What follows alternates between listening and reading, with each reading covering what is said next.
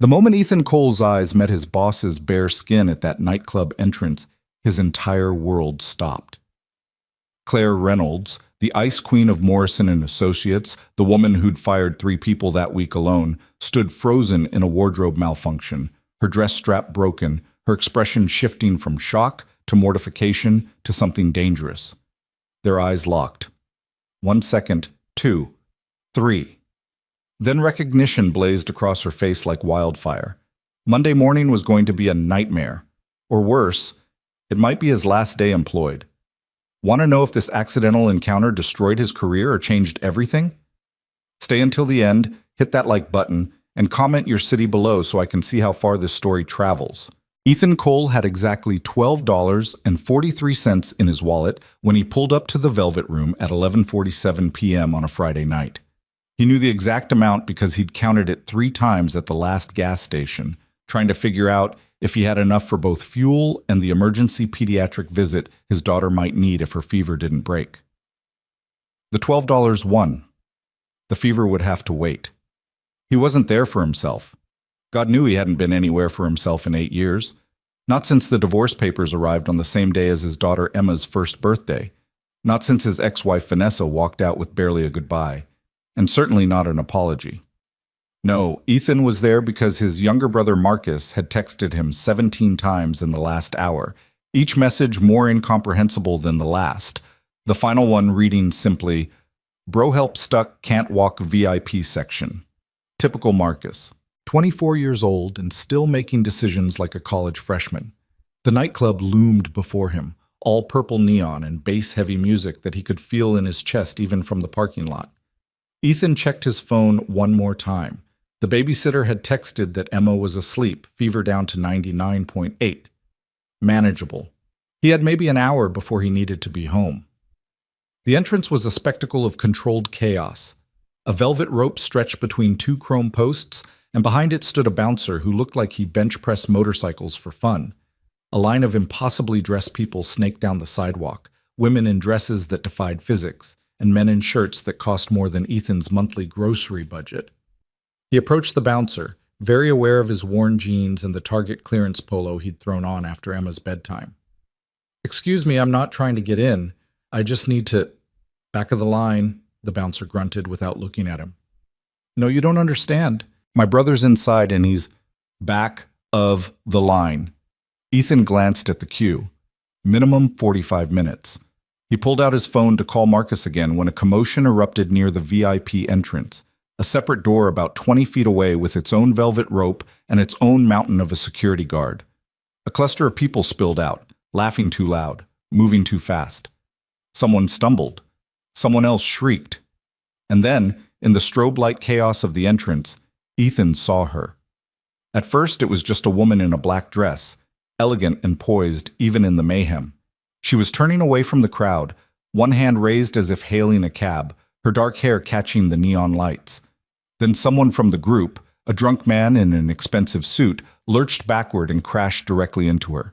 The collision happened in slow motion. The man's elbow caught her shoulder. Her hand flew up reflexively. And her dress strap, the delicate spaghetti strap holding up the left side of her cocktail dress, snapped with an almost audible pop.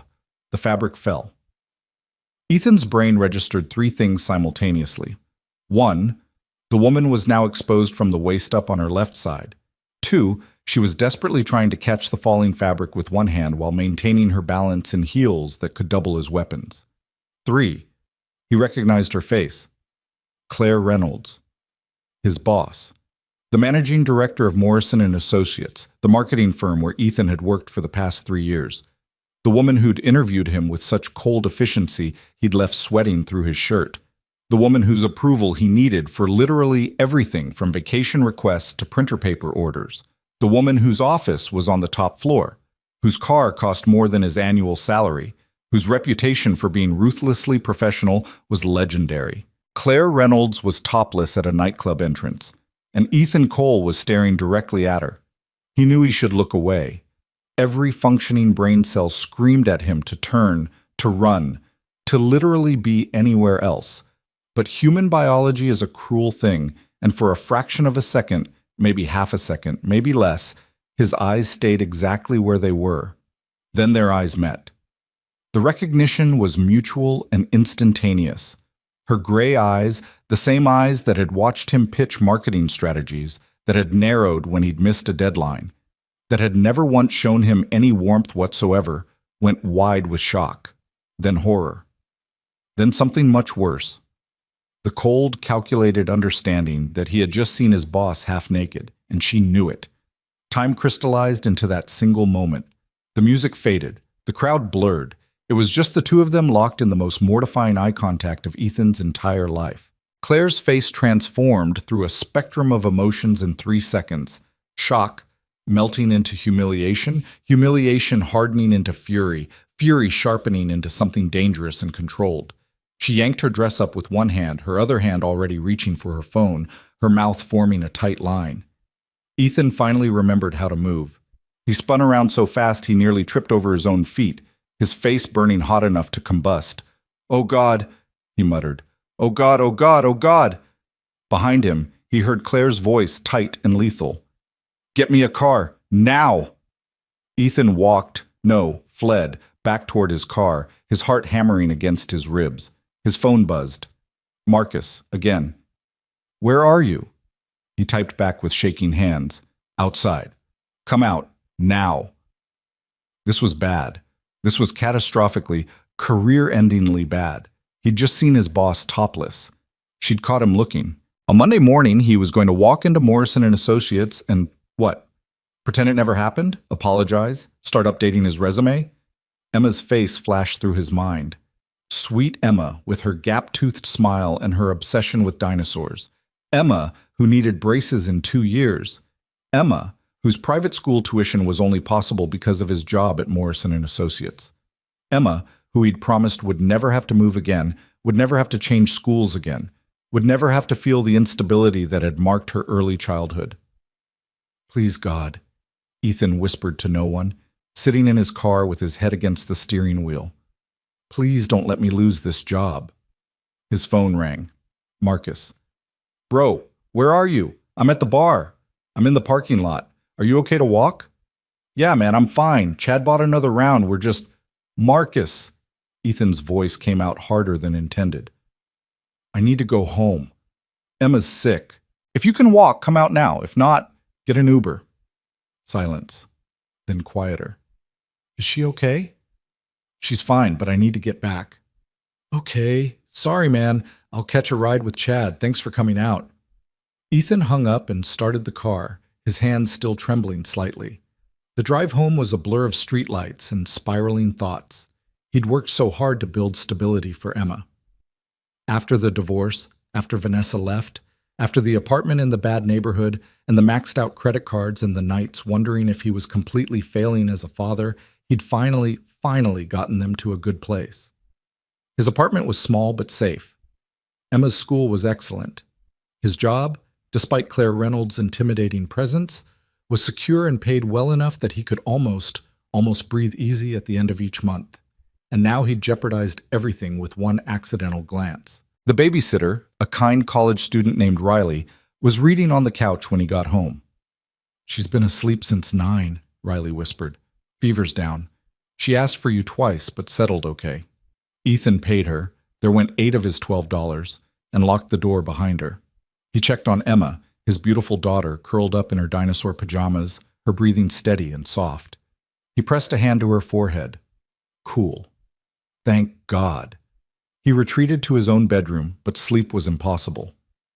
He lay in the dark, replaying those 3 seconds over and over. Claire's face, the broken strap, the moment their eyes met, the absolute certainty in her expression that this was going to be a problem. His phone buzzed at 2:37 a.m. An email. From Claire Reynolds. Ethan's stomach dropped. He opened it with shaking hands. Subject. Monday meeting. Mr. Cole, please report to my office at 8:00 a.m. sharp on Monday. We need to discuss a matter of utmost importance. Claire Reynolds, Managing Director, Morrison & Associates. That was it. No context, no explanation, just a summons that felt like a death sentence. Ethan set the phone down and stared at the ceiling. Monday was 2.5 days away. 60 hours to imagine every worst-case scenario. 60 hours to figure out what to say, how to apologize, whether he should start job hunting immediately or wait until after she fired him. He finally fell asleep around 4, his dreams an anxious tangle of broken dress straps and unemployment lines. Saturday and Sunday passed in a fog. Ethan took Emma to the park, made her favorite pancakes, helped her build an elaborate Lego fortress, and tried desperately to be present. But his mind kept drifting back to Monday morning, to Claire's office, to the conversation that would determine his daughter's entire future. Emma noticed. Of course she noticed. 8-year-olds were terrifyingly perceptive. "Daddy, are you sad?" she asked on Sunday night, looking up from her book about pterodactyls. "No, sweetie, just thinking about work." "Is your boss being mean?" Ethan managed a smile. "No. Well, maybe. I don't know yet." Emma considered this seriously. "Mrs. Patterson says when someone's mean, you should tell a grown-up." "That's good advice. But you're already a grown-up." "I am." "So who do you tell?"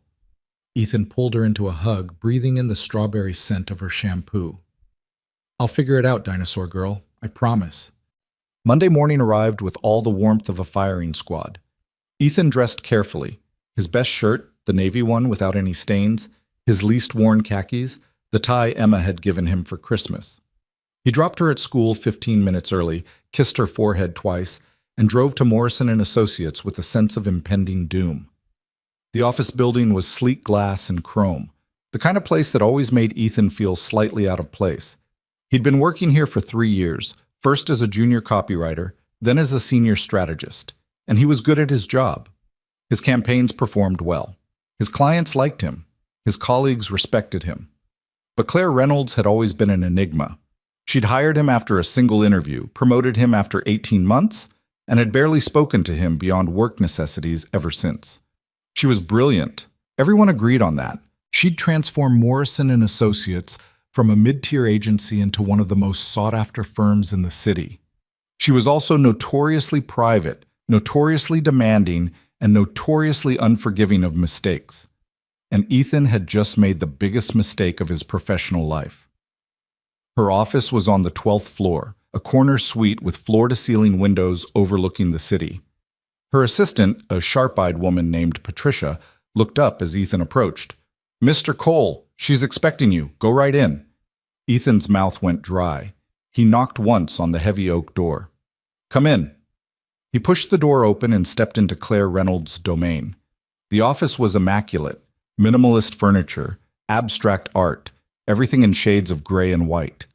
And behind the massive desk sat Claire herself, looking every inch the Ice Queen in a crisp white blouse and tailored black blazer.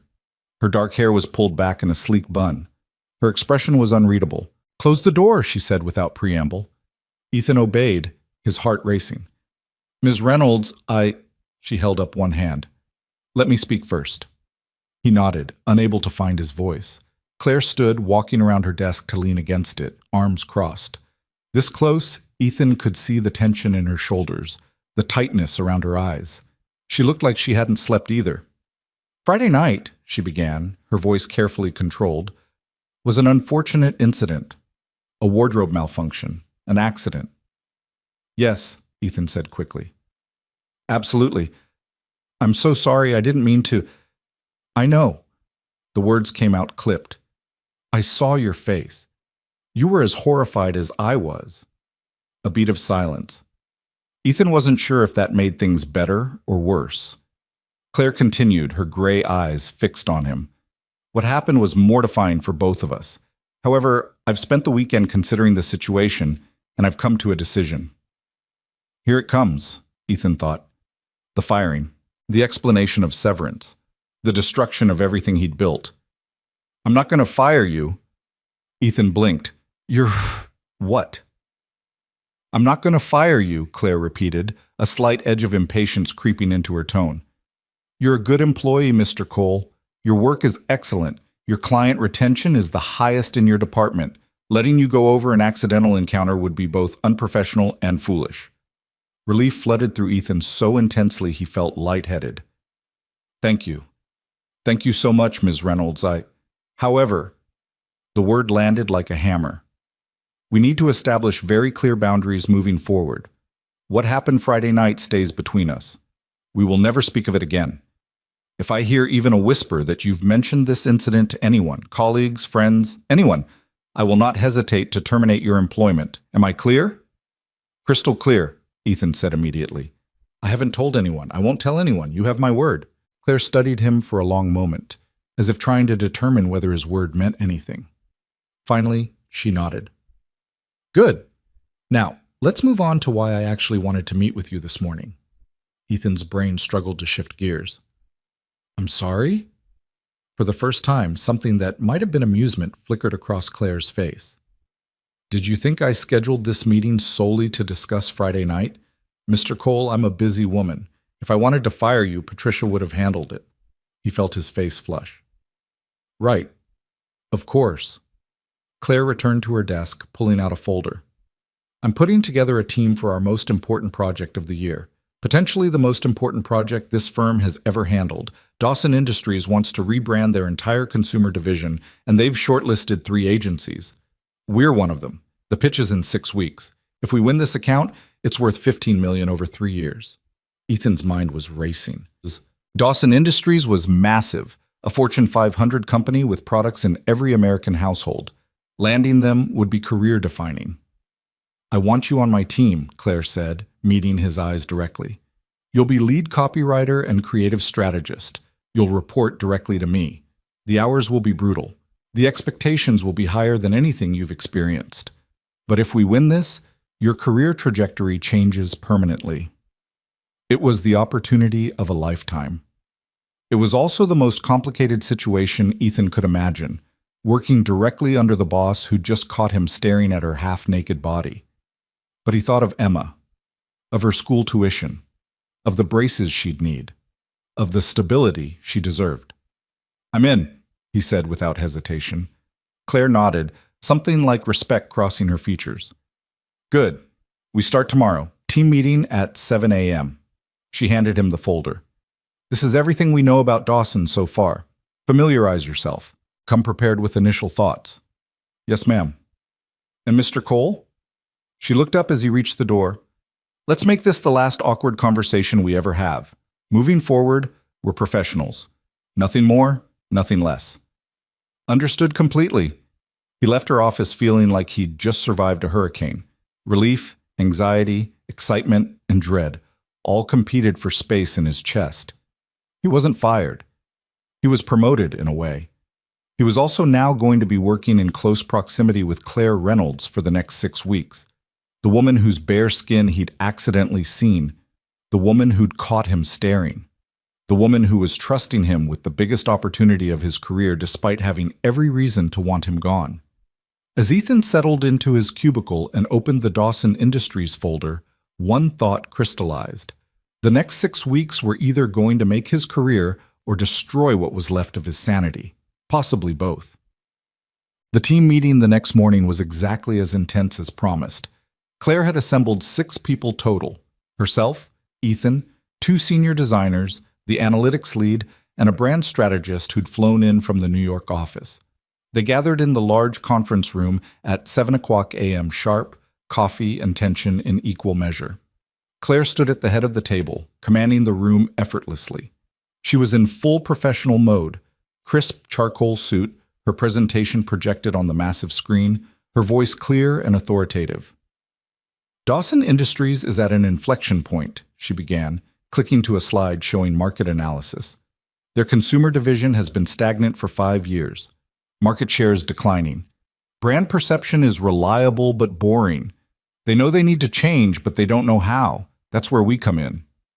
She walked them through the competitive landscape, Dawson's challenges, and the other agencies vying for the account. Peterson and Gray are pitching youth-oriented disruption. Steinberg Associates are going classic luxury repositioning. Both approaches have merit. Both have been done before. Claire paused, letting the silence build. We need to be different. We need to show them something they haven't imagined. We have 6 weeks to crack this. 6 weeks to develop a strategy so compelling they can't say no.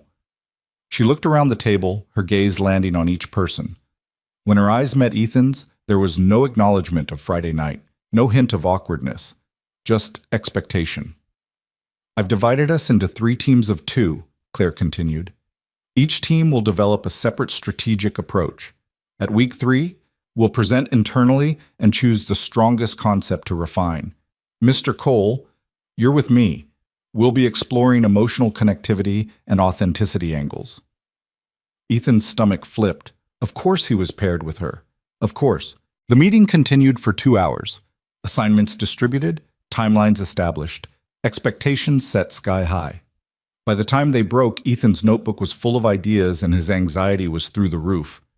Mr. Cole, Claire's voice stopped him at the door. My office. We need to discuss our approach. The other team members filtered out, and Ethan found himself alone with Claire again. She was gathering her materials, all business. I paired us together deliberately, she said without looking up. Your strength is emotional storytelling. Mine is strategic positioning. If we can combine those effectively, we'll have the winning pitch.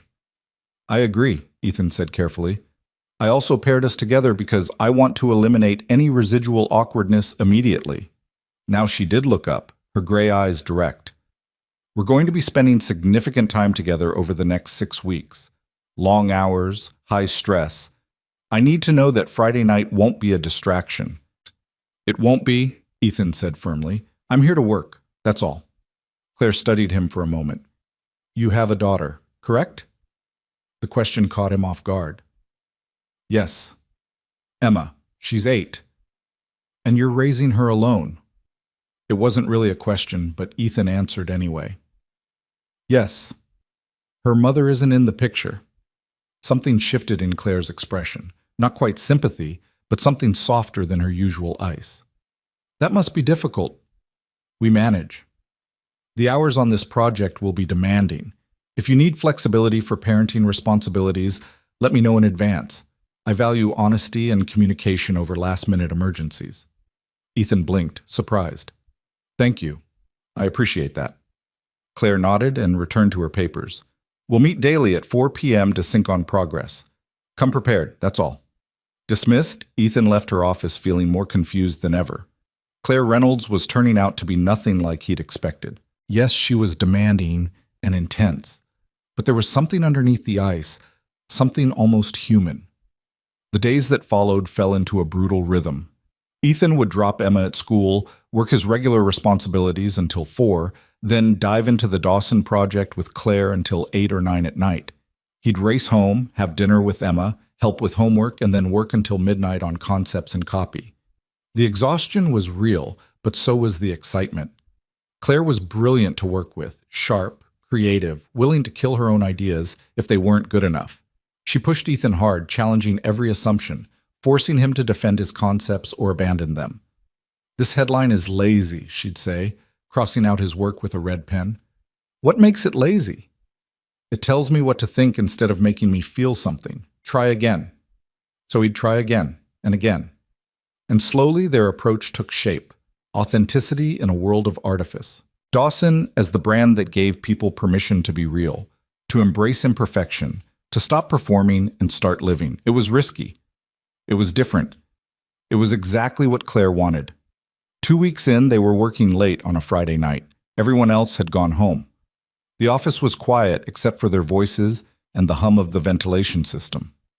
What if we push this further? Claire mused, staring at their strategy board. What if the entire campaign was user-generated content? Real customers, real stories, no actors, no scripts. Ethan sat up straighter. That's actually brilliant, but risky. What if the content isn't polished enough? That's the point. Claire's eyes were bright with possibility. The lack of polish is the authenticity. We're not selling perfection, we're selling real life. They worked until 11 that night, building out the concept, excitement overriding exhaustion. When Claire finally called it, Ethan gathered his things and hesitated. Miss Reynolds, can I ask you something? She looked up from her laptop. What? Why did you really put me on this team after everything? Claire was quiet for a long moment, then, because you're good at what you do. Because this project needs your skills, and because I don't believe in punishing people for accidents they had no control over. She paused. Also because I saw how you reacted. You were mortified. You tried to look away. You didn't leer. You didn't make it worse. You treated an embarrassing situation with basic decency. That matters. Ethan felt something tight in his chest loosen slightly. Thank you. Don't thank me. Just keep doing excellent work. But there was the ghost of a smile on her face as she said it. As Ethan drove home that night, he realized something had shifted. The awkwardness was fading. In its place was, what? Respect? Partnership? He wasn't sure. But working with Claire Reynolds was no longer terrifying. It was becoming something else entirely. The transformation happened so gradually that Ethan didn't notice it at first. One day he was terrified of Claire Reynolds, and the next he was comfortable enough to argue with her about font choices at 10 o'clock on a Tuesday night. Serif is too traditional, she insisted, arms crossed as they both stared at the mock-up on her office wall. Sans serif is too cold, Ethan countered. We're selling authenticity, remember? Warmth, human connection. Since when does a typeface determine human connection? Since always. Design communicates emotion before words do. Claire raised an eyebrow, but he caught the hint of amusement there. Fine. Show me 3 serif options by tomorrow morning, but if they look like a retirement home brochure, we're going sans serif, and you're buying the coffee for a week. Deal. It was their 3rd week on the project, and the dynamic between them had shifted into something surprisingly functional. Claire was still demanding, still intense, but Ethan had learned to read her moods. He knew when to push back and when to listen. He knew that when she went silent for exactly 45 seconds, she was processing, not rejecting. He knew that when she tapped her pen 3 times, she was about to pivot the entire strategy. And Claire, for her part, had started trusting him. She no longer questioned every suggestion he made. She asked his opinion before presenting to the larger team. She even laughed occasionally, actual laughs, not the polite corporate chuckles she gave in client meetings. The Friday night incident had become a distant memory, buried under deadlines and collaboration.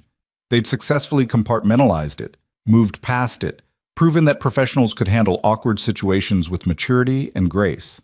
Or so Ethan thought. The crack in that carefully constructed wall appeared on a Wednesday afternoon during week 4. Ethan was in Claire's office reviewing customer research when his phone rang. Emma's school. His heart immediately jumped to his throat. I need to take this, he said, already standing. Claire nodded, returning to her laptop. Hello? Mr. Cole, this is Nurse Morrison from Riverside Elementary. Emma's feeling unwell. She has a fever of 101, and she's asking for you. Can you come pick her up? Ethan checked his watch, 2:30.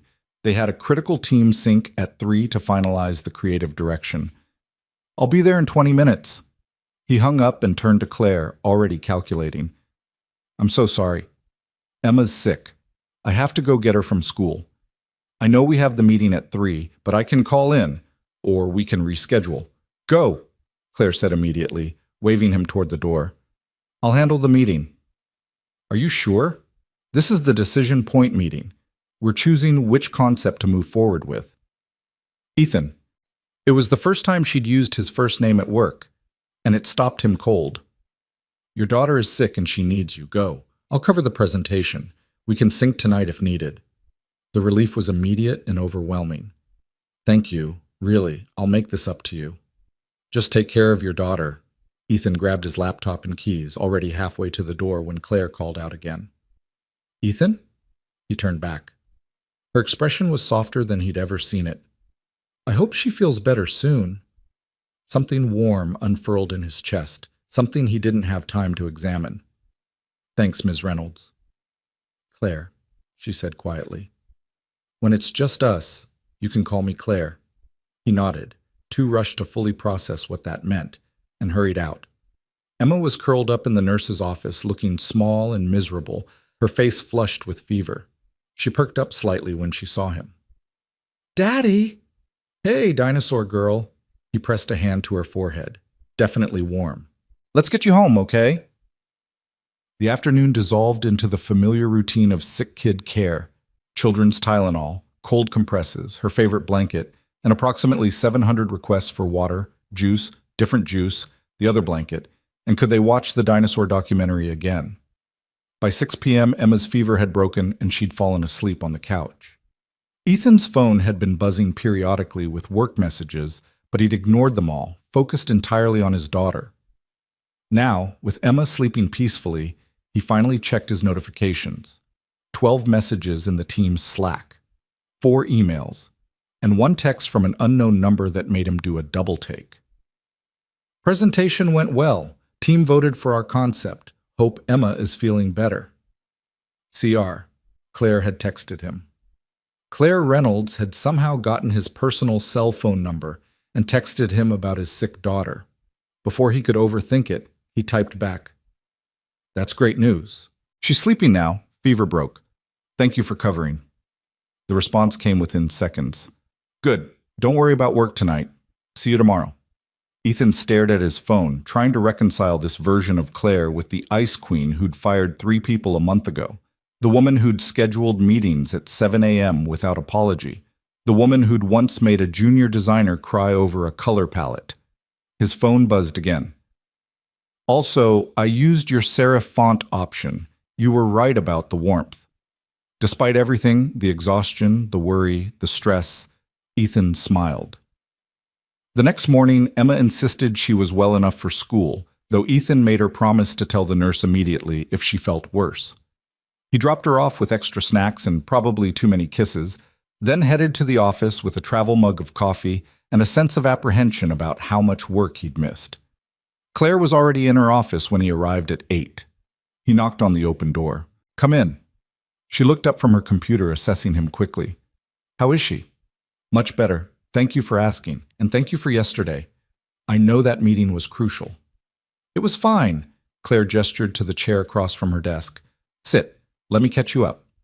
For the next 20 minutes, she walked him through the team decision, the refinements they'd discussed, and the next steps. Her explanation was thorough and clear, with none of the frustration Ethan would have expected about having to do his job for him. When she finished, Ethan leaned back in his chair. "Can I ask you something?" "Go ahead." "How did you get my cell number?" A flicker of something, embarrassment, crossed Claire's face. "HR file. I hope that wasn't overstepping. I just thought direct communication seemed more efficient than email for personal matters." "No, it's fine. I appreciate it." He paused, choosing his words carefully. "You've been really understanding. About Emma, about the flexibility I need. That's not what I expected when I started this project." Claire's expression became unreadable, the Ice Queen mask sliding back into place. "What did you expect?" "Honestly, I expected you to view my parenting responsibilities as a liability, something that would interfere with work." "I see." Her tone had cooled slightly. "And what changed your expectation?" "You did. The way you handled yesterday. The way you've handled every time I've needed to leave for Emma. You've never made me feel guilty about it." Claire was quiet for a long moment, her fingers drumming once on her desk. When she spoke, her voice was careful, measured. "I had a conversation once with someone I respected very much. They told me that the best leaders don't demand their teams sacrifice their humanity for success. They figure out how to integrate both." She met his eyes. "You're a good father, Ethan. Emma is lucky to have you." "I'm not going to penalize you for prioritizing her. That would make me a terrible person and a worse manager." The vulnerability in that statement, the admission that she'd learned this rather than always known it, struck something deep in Ethan. "Thank you. That means a lot." "You're welcome. Now can we please get back to work? We have 2 weeks until the pitch, and the customer testimonial videos are a disaster." Ethan laughed, the tension breaking. "That bad?" "Worse. Come on, I'll show you." They spent the rest of the morning in the editing suite, reviewing the user-generated content they'd collected. Claire was right. Most of it was unusable, too polished or too awkward. But there were gems hidden in the footage, moments of genuine emotion that made Ethan's creative instincts light up. "There," he said, pausing on a woman laughing as her toddler smeared cake on her face. "That's real. That's the feeling we want." Claire leaned closer to the screen, close enough that Ethan caught the faint scent of her perfume, something subtle and expensive. "You're right. That's perfect. Can we build a sequence around authentic mess? The beautiful chaos of real life?" "Yes, exactly. Not Instagram perfect moments. but the perfectly imperfect ones. They worked through lunch, ordering sandwiches to the editing suite, barely noticing when the rest of the office cleared out for the day. By 7 p.m., they had a rough cut that made them both sit back with satisfaction. "That's it," Claire said softly. "That's the campaign. It's good, isn't it?" "It's better than good. It's what they need, even if they don't know it yet." Ethan glanced at his watch and swore quietly. "I need to get home. Emma's with the babysitter, and I promised I'd be back by 7:30. "Go," Claire said immediately. "We can polish this tomorrow." He gathered his things, but paused at the door. "Claire?" She looked up. "Do you ever take time off? I mean, you're here every morning when I arrive and still here when I leave. Do you ever just stop?" Something flickered across her face, too quick to identify. "I like my work." "That's not an answer." "It's the only answer I have." Her tone had gone carefully neutral, the wall sliding back up. Ethan recognized the dismissal but pushed anyway. Everyone needs something outside of work, friends, family, hobbies, something. "Not everyone has the luxury of something outside work, Ethan." The words came out sharper than he'd expected. "Some of us built our careers by making different choices. Not better or worse, just different." The implicit message was clear. This conversation was over. Ethan nodded slowly. "Okay, I'll see you tomorrow." But as he drove home, he couldn't stop thinking about what she'd said. The loneliness buried in those words. The defensive edge. Claire Reynolds was brilliant and successful and apparently completely alone. It bothered him more than it should have. The final 2 weeks before the pitch were a controlled frenzy. The team worked around the clock, refining every detail, anticipating every question. Claire was everywhere, directing, encouraging, demanding excellence. Ethan had never seen anyone work with such focused intensity.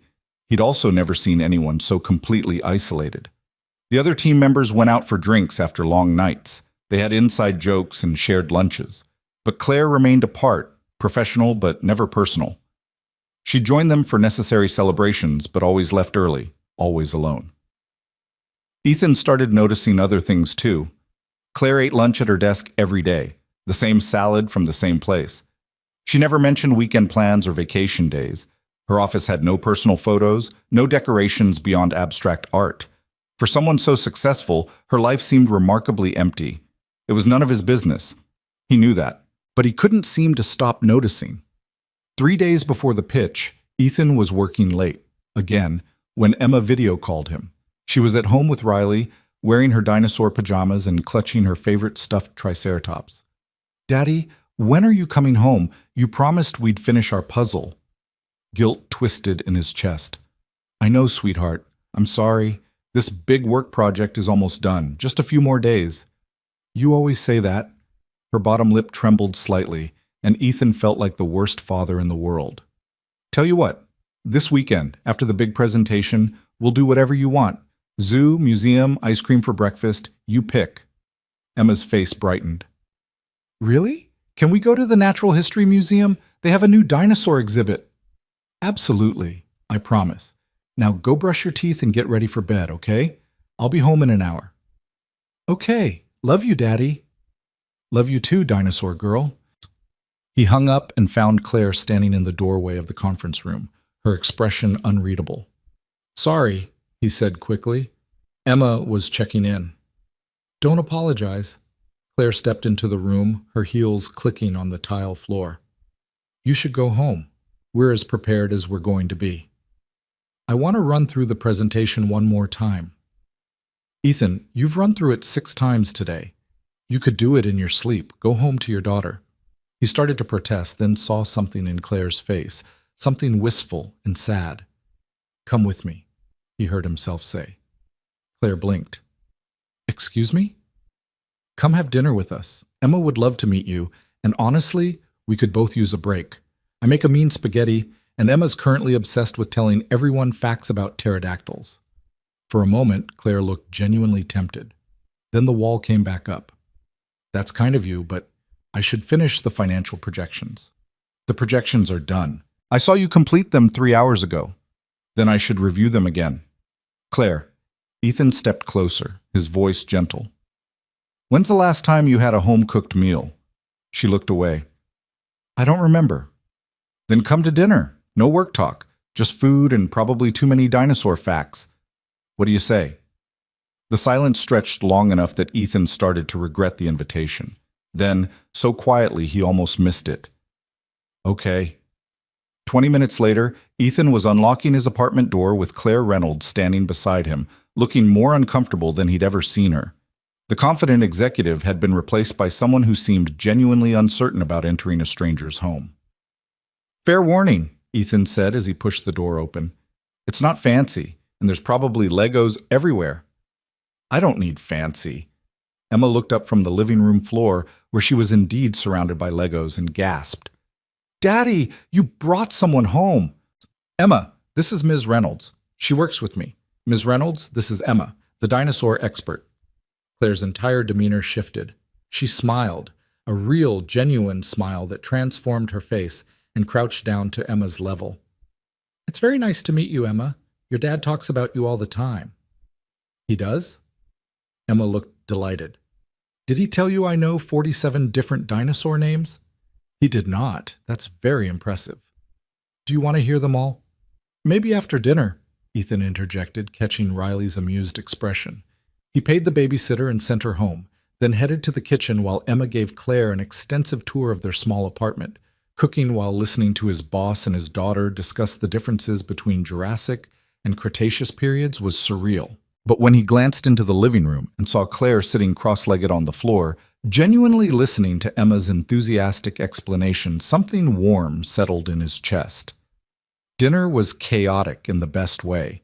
Emma spilled her milk twice, insisted on demonstrating how a T-Rex ate, and peppered Claire with questions about everything from her favorite color to whether she'd ever seen a real fossil.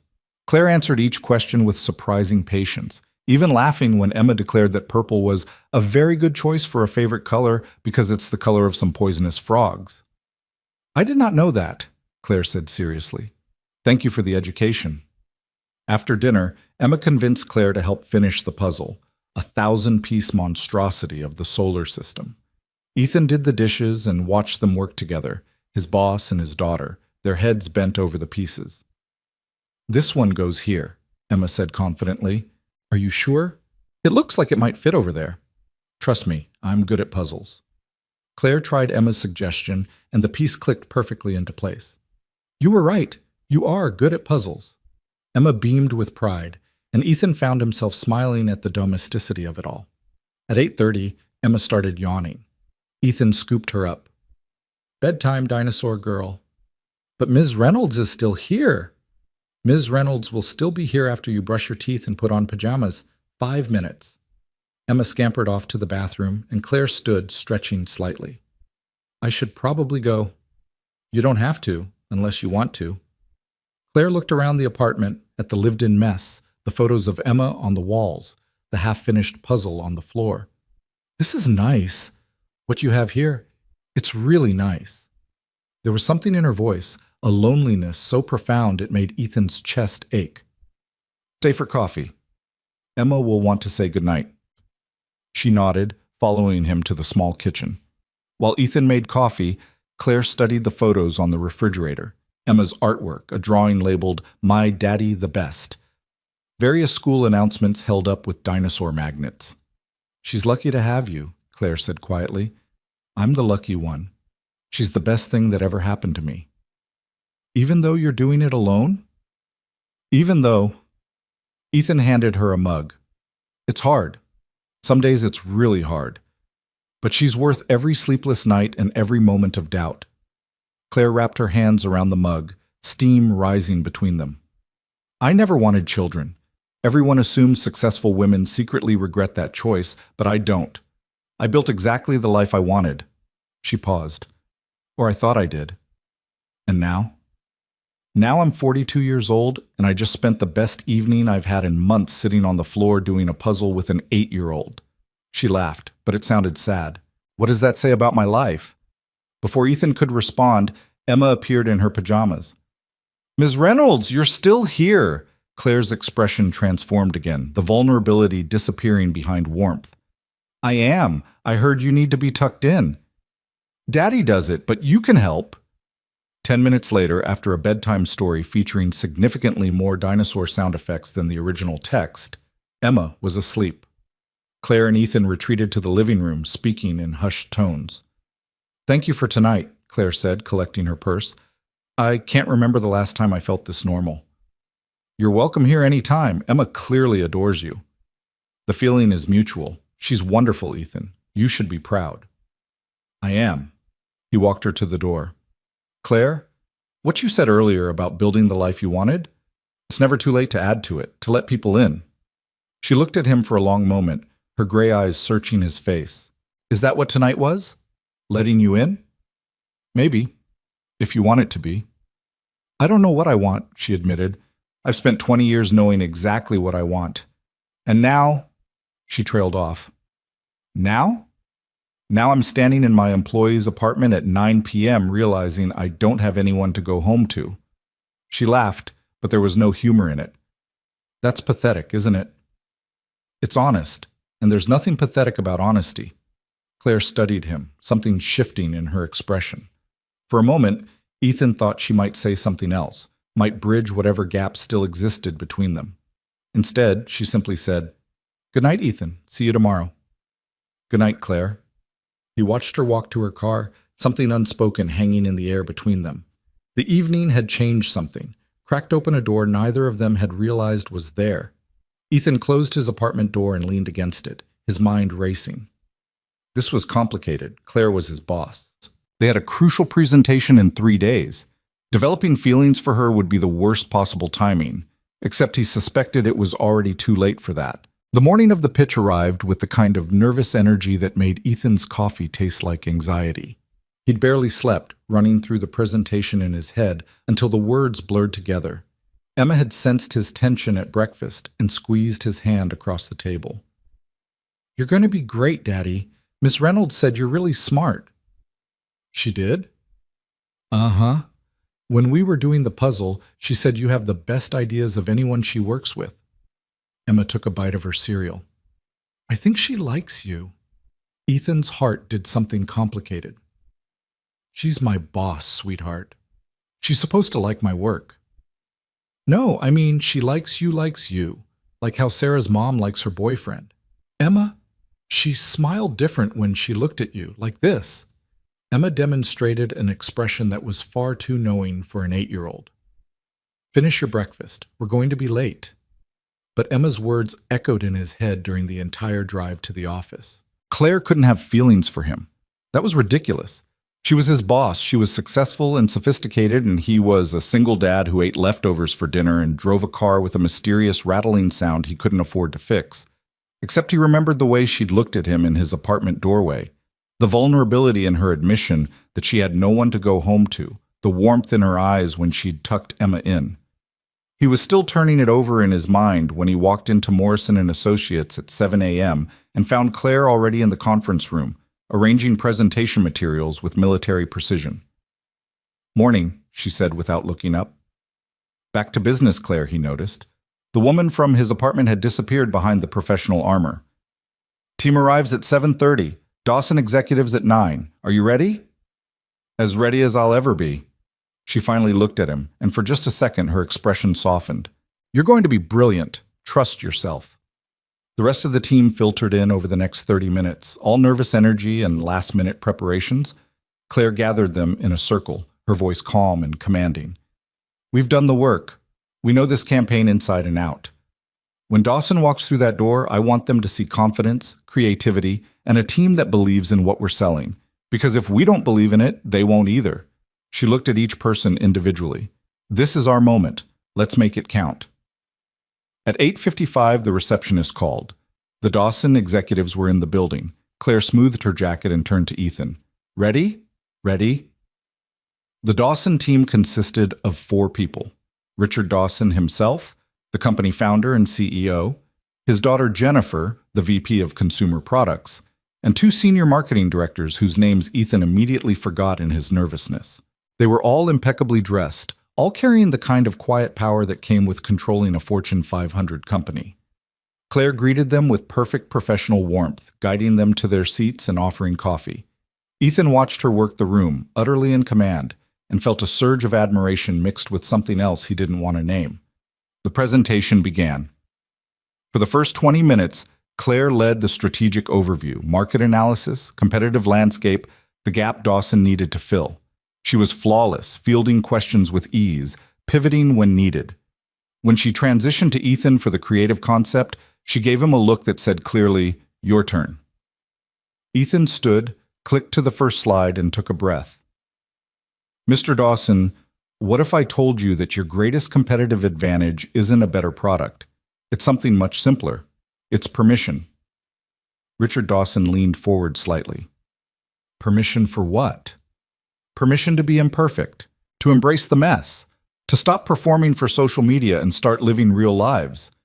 Ethan clicked to the next slide, the woman with cake on her face, laughing. "Your competitors are selling aspiration. We're proposing you sell authenticity." He walked them through the campaign concept, the user-generated content strategy, the emotional arc of the messaging. When he played the rough cut of the testimonial video, real customers, real moments, real joy in the midst of beautiful chaos, the room went completely silent. When it ended, Jennifer Dawson wiped her eyes. "That made me cry. An ad made me cry." "That's the point," Claire said gently. "We don't want to sell products. We want to sell permission to be human." Dawson becomes the brand that understands real life isn't perfect, and that's okay. The questions came fast after that. Logistics, budget, timelines, risk assessment. Claire and Ethan tag-teamed the responses, their rhythm so natural it felt choreographed.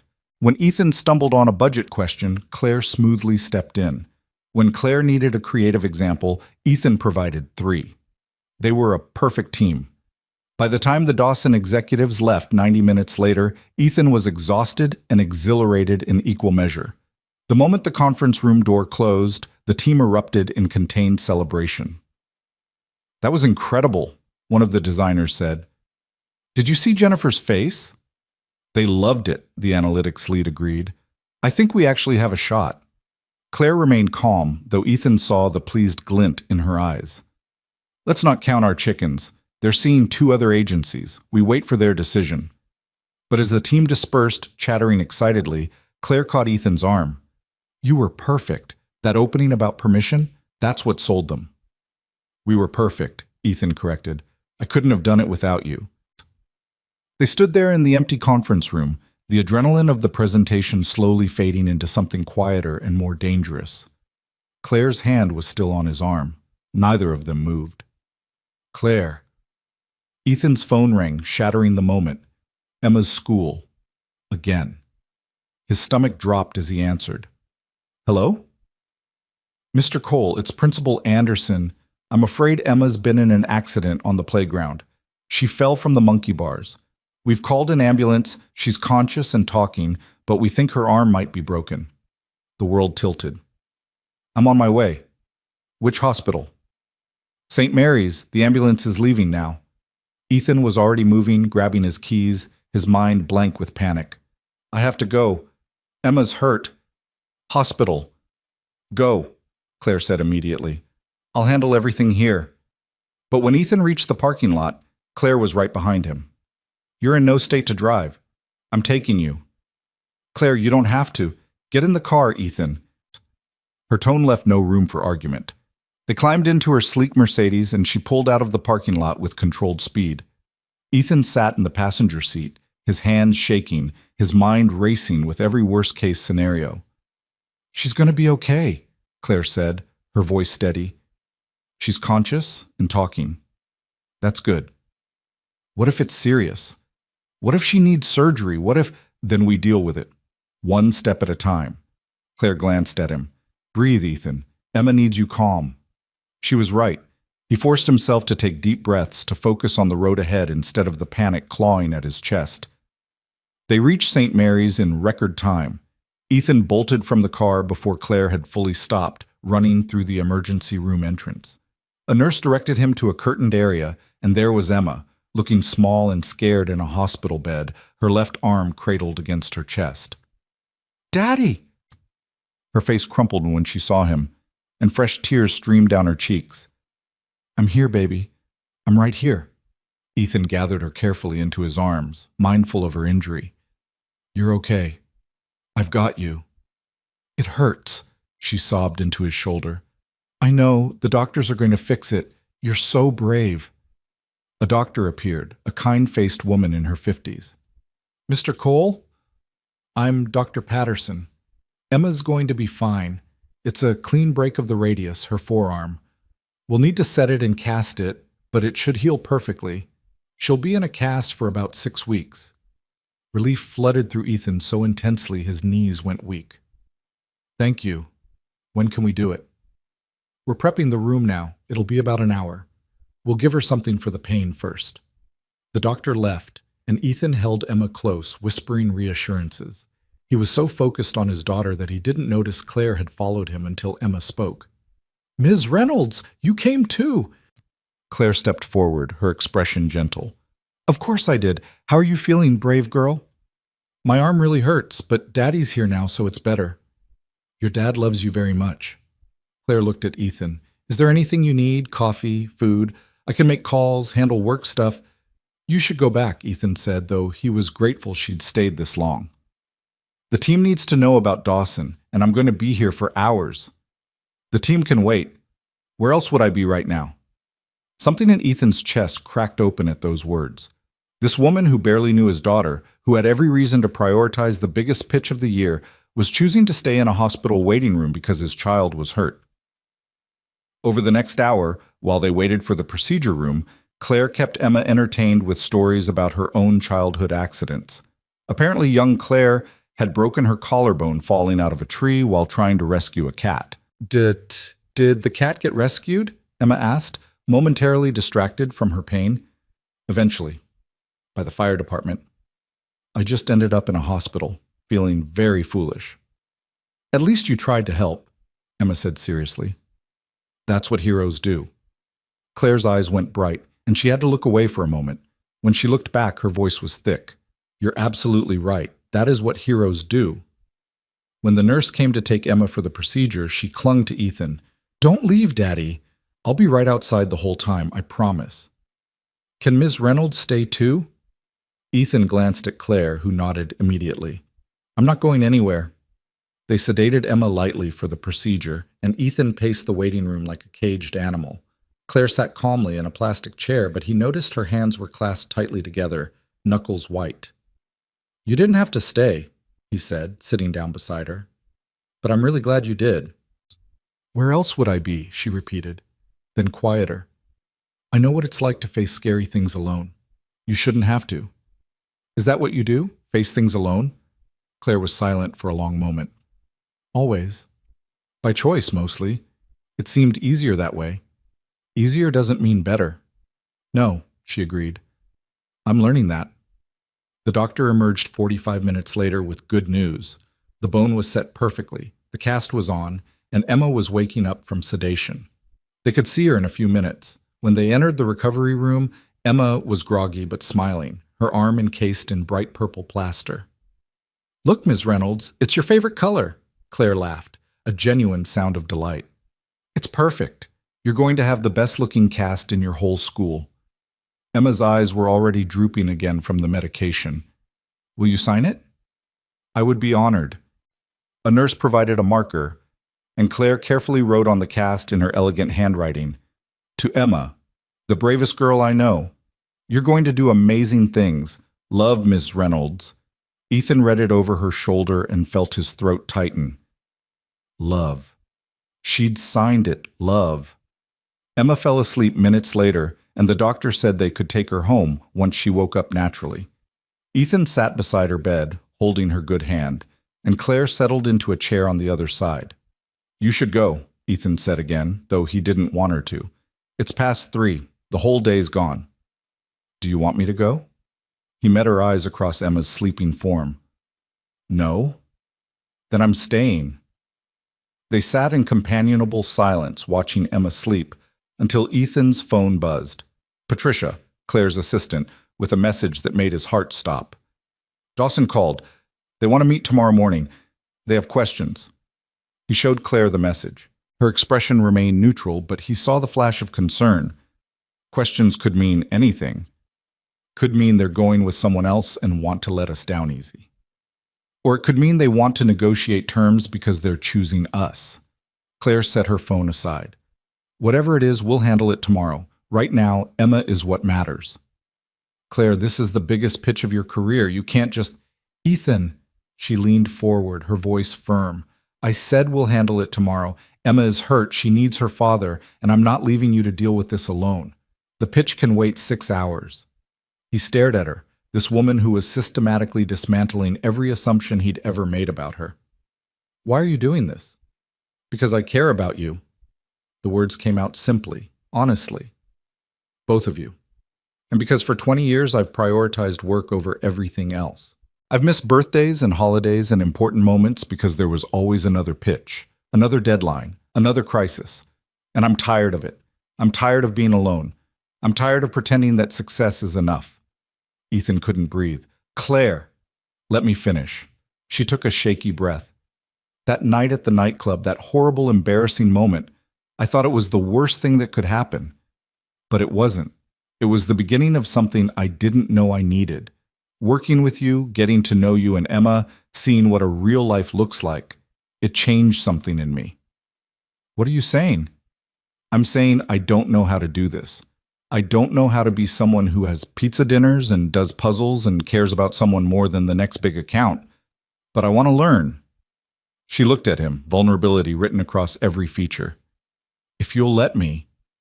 Emma stirred in her sleep and they both froze, but she settled again without waking. The moment hung between them, fragile and precious. I have feelings for you too, Ethan admitted quietly. I've been trying not to because you're my boss and this is complicated and I have Emma to think about. But that night you came to dinner, when you sat on my floor and listened to dinosaur facts like they were the most important thing in the world, I think that's when I knew. Knew what? That you're not who I thought you were. That underneath the Ice Queen exterior, you're kind and lonely and maybe a little bit scared, just like me. Claire's eyes glistened. I am scared. Terrified, actually. I don't know how to be in a relationship. I don't know how to be part of a family. What if I'm terrible at it? What if you're not? Ethan reached across Emma's bed and took Claire's hand. What if you're exactly what we need? A tear slid down Claire's cheek. She didn't wipe it away. This could ruin everything. Your job, my reputation, the professional boundaries we're supposed to maintain. I know. People will talk. They'll say I'm showing favoritism or you're using me for advancement. Probably. We could lose the Dawson account if they think we're too distracted by personal drama. We could, Ethan agreed, or we could win it and prove that people can have both, great work and great personal lives, that they're not mutually exclusive. Claire laughed through her tears. When did you become the optimist? When I met someone worth being optimistic about. They sat there holding hands across Emma's hospital bed, the weight of their admission settling around them. Outside, the sun was beginning to set, painting the room in golden light. Emma woke an hour later, groggy and asking for ice cream. Ethan convinced the nurse to approve it, and Claire went to the hospital cafeteria, returning with 3 cups of chocolate ice cream and a determination to make Emma smile. Did you know, Claire said seriously, that some dinosaurs might have had feathers? Emma's eyes went wide despite her drowsiness. Really? Really? I read an article about it. Scientists think velociraptors might have been covered in feathers, like big scary chickens. Scary chickens, Emma giggled, then winced as the movement jostled her arm. They were released at 7 p.m. with pain medication, care instructions, and a follow-up appointment in 2 weeks. Ethan carried Emma to Claire's car. His was still at the office, and settled her carefully in the back seat. Claire drove them home through the evening traffic, and when they arrived, she helped Ethan get Emma inside and settled on the couch with her favorite blanket and the dinosaur documentary queued up. I should let you rest, Claire said, lingering at the door. Stay for dinner, Emma called from the couch. Please? Claire looked at Ethan, questions in her eyes. He nodded.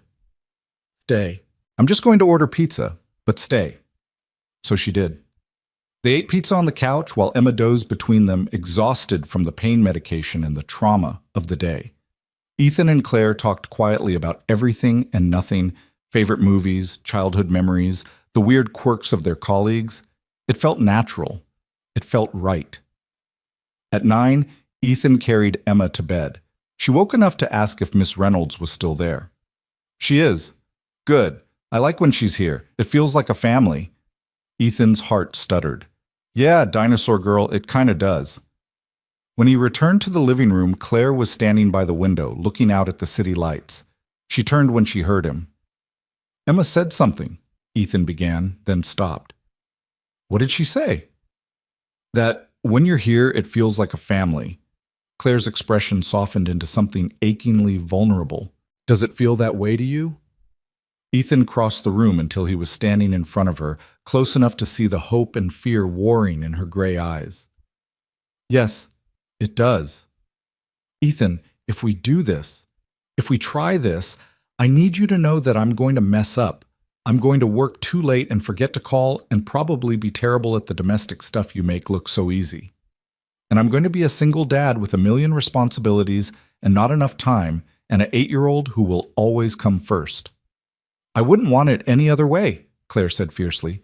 Emma should come first. She's extraordinary. So are you. They stood there, the space between them charged with everything unspoken. Then Claire reached up and touched his face, her palm warm against his cheek. I don't know how to do this, she whispered. Neither do I. So we'll figure it out together. He leaned in slowly, giving her time to pull away. But she didn't. When their lips met, it was gentle and tentative and perfect. Claire's hand slid to the back of his neck, and Ethan's arms went around her waist, pulling her closer. When they finally broke apart, both slightly breathless, Claire rested her forehead against his. We have the Dawson meeting in the morning, she murmured. We do. We should probably get some sleep. We should. Neither of them moved. Claire laughed softly. I don't want to go home. Then don't. Stay. At her surprised look, Ethan clarified quickly. On the couch. I'm not... We should take this slow, but stay. Please. She nodded, and Ethan found her a spare blanket and pillow. As he was heading to his own bedroom, Claire called out, Ethan? He turned back. Thank you. For today. For letting me be part of this. Thank you for staying, for caring enough to stay. He went to bed feeling like his entire world had shifted on its axis. Tomorrow they'd face the Dawson meeting, deal with the fallout of whatever this was between them, navigate the complicated waters of a boss dating an employee. But tonight, Claire Reynolds was sleeping on his couch, and his daughter was safe in her bed with a purple cast signed with love. And for the first time in 8 years, Ethan felt like maybe, just maybe, his life was becoming something more than just surviving. It was becoming something beautiful. Morning came too early, filtered through the apartment windows with an insistent brightness that felt almost accusatory. Ethan woke to the sound of quiet movement in his kitchen and the smell of coffee brewing. For a disoriented moment, he thought he'd dreamed the entire previous day. Emma's accident, the hospital, the kiss with Claire Reynolds. Then he heard her voice, soft and careful, speaking to Emma. Easy with that arm. Let me help you with the cereal box. I can do it myself, Emma insisted with the stubborn independence of 8-year-olds everywhere. I know you can, but sometimes accepting help is okay too. Ethan pulled on a shirt and emerged from his bedroom to find Claire, still in yesterday's clothes, helping Emma pour cereal one-handed while his daughter narrated facts about long-necked dinosaurs. Claire looked rumpled and beautiful and completely out of place in his tiny kitchen, and Ethan's heart did something complicated in his chest. Morning, he said. Claire looked up, and the smile that crossed her face was unguarded and warm. Morning, I hope you don't mind I raided your coffee. Please, it's the least I can offer after you slept on my couch. Your couch is surprisingly comfortable, though I should probably go home and change before the meeting. She glanced at the clock on the microwave. Which is in 2 hours. Reality crashed back in. The Dawson meeting. The questions they had. The career-defining moment that would determine whether the past 6 weeks of brutal work had been worth it. Emma looked between them with a child's unsettling perceptiveness. Are you and Ms. Reynolds dating now? Ethan nearly choked on his coffee. Emma. It's okay, Claire said calmly. That's a fair question. She crouched down to Emma's level, her expression serious. Your dad and I care about each other very much. We're trying to figure out what that means. Is that okay with you? Emma considered this gravely. Are you going to be my new mom? The question hung in the air like a grenade. Claire's face went carefully neutral, but Ethan saw the flash of panic in her eyes. Nobody's replacing your mom, Ethan said gently, stepping in. But Ms. Reynolds is our friend, a very good friend, and maybe, eventually, more than that. But we're taking things slow, okay? Okay. Emma seemed satisfied with this answer. Can Ms. Reynolds come to my school play next week? We're doing a show about the ocean, and I'm a dolphin. Claire's expression softened. I would love to come to your play. Even though dolphins aren't dinosaurs? Even though I happen to think dolphins are pretty cool too. Emma beamed, then returned to her cereal, crisis apparently averted. Ethan and Claire exchanged a look over her head, part relief, part terror, at how quickly this was all becoming real. After Emma was settled with her morning cartoons, Claire gathered her things. I need to go home and change. I'll meet you at the office at 8:30. Claire, wait. Ethan caught her hand. About last night. I don't regret it, she said immediately. Any of it, do you? No, but we need to talk about how we handle this at work. The Dawson meeting, the team, HR. I know, and we will. But first, let's get through this meeting, one crisis at a time. She squeezed his hand. We can do this, Ethan. We're good together. She meant the pitch, but the words resonated deeper. They were good together. In the hospital, with Emma, working on the campaign. The question was whether the rest of the world would let them be. Claire left, and Ethan got Emma ready for a day with Riley. The babysitter had already agreed to extended hours given the broken arm situation. As he drove to the office, his mind raced through a dozen scenarios for the Dawson meeting. Best case, they loved the pitch and wanted to move forward. Worst case, they decided to go with another agency and this meeting was just a courtesy. Middle case, the most terrifying. They wanted the campaign but had concerns about the team dynamics, about whether Morrison and Associates could actually execute what they'd promised. Claire was already in her office when he arrived, transformed back into the polished executive in a navy suit and heels. But when she saw him, her professional mask slipped just slightly, revealing warmth underneath. Ready? She asked. As I'll ever be. The Dawson executives arrived at 9 sharp. Richard Dawson, his daughter Jennifer, and the 2 marketing directors whose names Ethan had finally memorized, Marcus Chen and Patricia Okoye.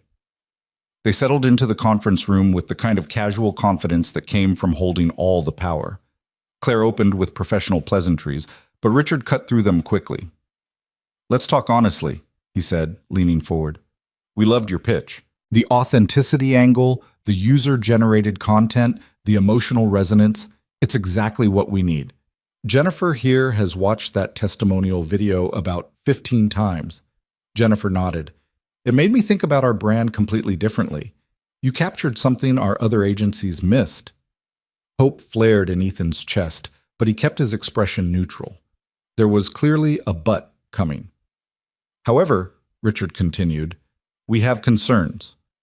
This campaign requires a level of ongoing creativity and partnership that goes beyond a typical agency relationship.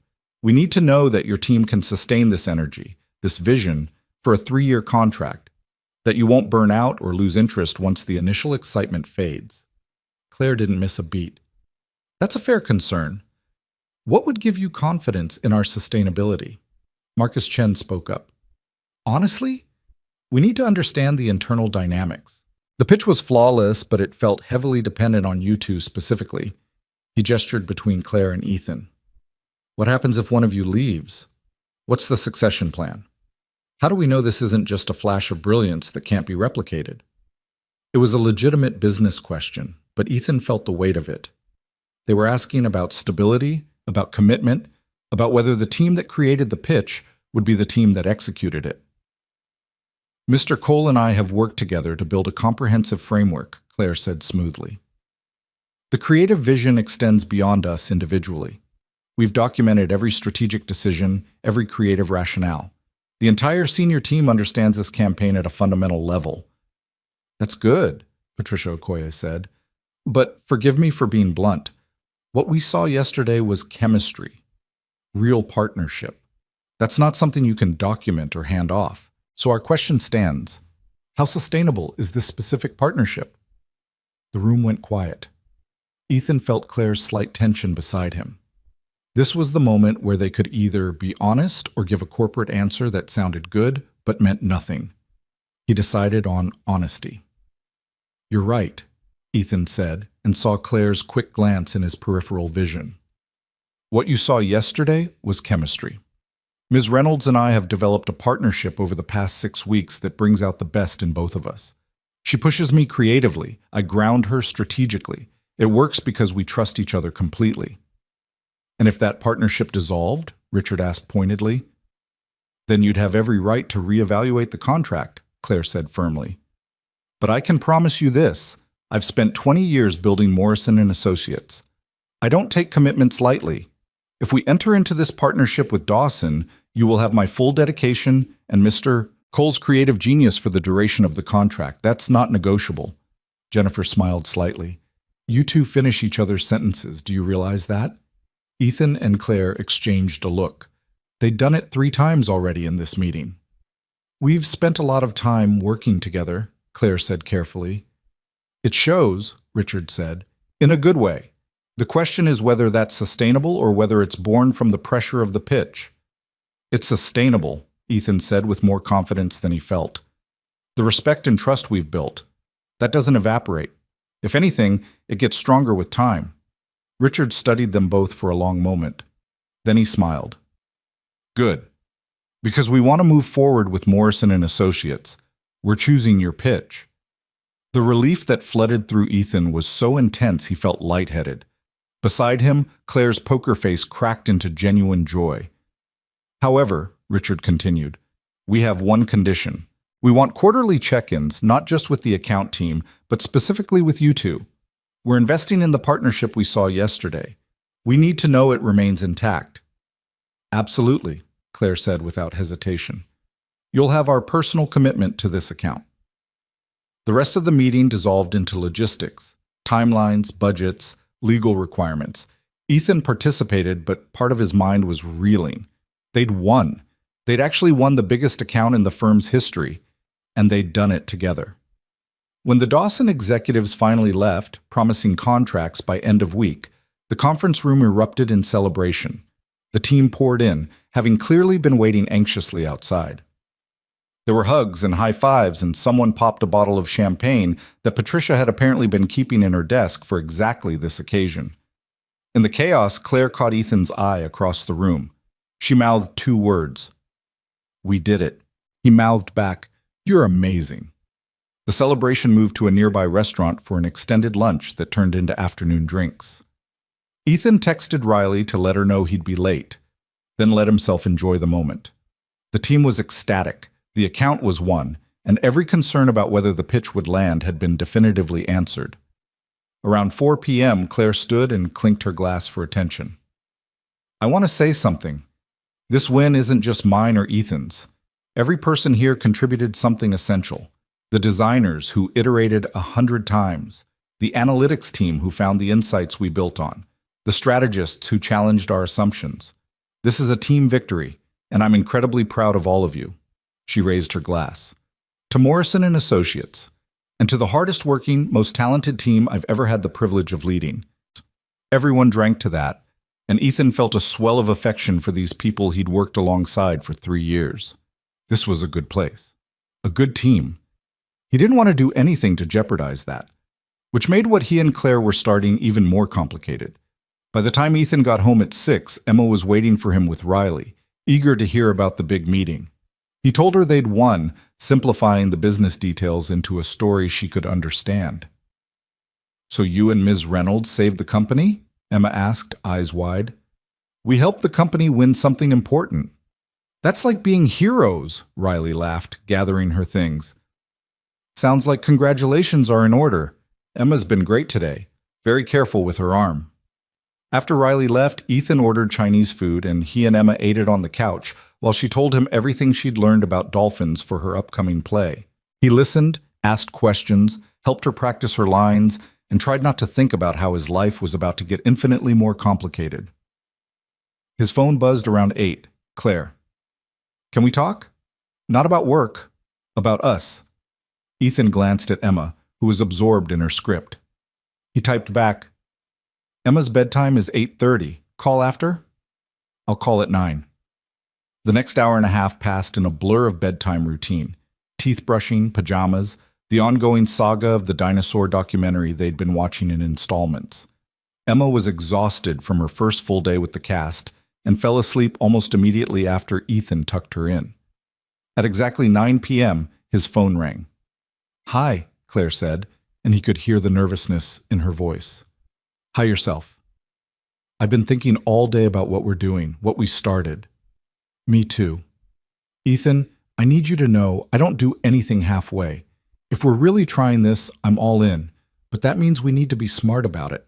We need rules, boundaries, a plan for how to navigate the professional complications. I agree. So what do you suggest? He heard her take a breath.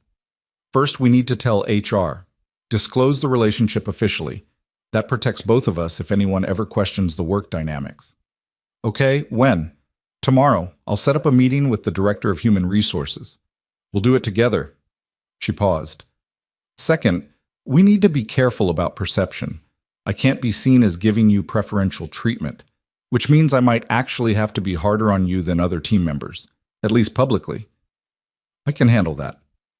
And third, and this is the hardest part, we need to keep it private for a while. Not secret, but private. Let people adjust to the idea gradually rather than making it office gossip. Ethan understood the logic, but something in him resisted. How long is a while? A few weeks? Maybe a month? Just until the Dawson contract is signed and the initial execution plan is in place. Once we prove we can separate personal and professional, it'll be easier. Claire, I don't want to hide this. I don't want to hide you. I don't want to hide either. But I've spent 20 years building credibility in this industry. I need to protect that, for both of us. Her voice softened. This isn't about being ashamed. It's about being strategic. Can you understand that? He could, even if he didn't love it. Okay, we keep it private initially, but we tell HR tomorrow, and we're honest if anyone asks directly. Agreed. And Ethan? About Emma. I meant what I said this morning. I care about her a lot, but I also know I'm not her mother and never will be. I don't want to overstep. You're not overstepping. Emma likes you. More than likes you, actually. She asked this morning if you were going to be her new mom. He heard Claire's sharp intake of breath. What did you tell her? That we're taking things slow. That you're someone important to both of us. That nobody's replacing her mother, but that families can grow in different ways. That was perfect. Thank you. A pause. I'm terrified of disappointing her. Or you. You won't. You don't know that. I know that you stayed at a hospital for 6 hours yesterday when you could have been celebrating the biggest win of your career. I know that you signed Emma's cast with love. I know that you're trying, even though this is completely outside your comfort zone. That's more than enough. He heard her voice catch slightly. I really care about you. Both of you. We care about you too. They talked for another hour, about everything and nothing. Claire told him about her own childhood, lonely and ambitious, raised by parents who valued achievement over affection. Ethan told her about the early days after his divorce, the nights wondering if he was failing Emma, the slow build back to stability. By the time they hung up, it was past 10, and Ethan felt like he understood Claire Reynolds better than he'd understood anyone in years. She wasn't the ice queen. She was someone who'd been alone for so long she'd forgotten how to be anything else. Until now. The next morning, Ethan and Claire met with Sandra Kim, Morrison and Associates Director of Human Resources. Sandra was in her 50s, unflappable, and had seen everything in her 20-year career. Let me make sure I understand, Sandra said, looking between them.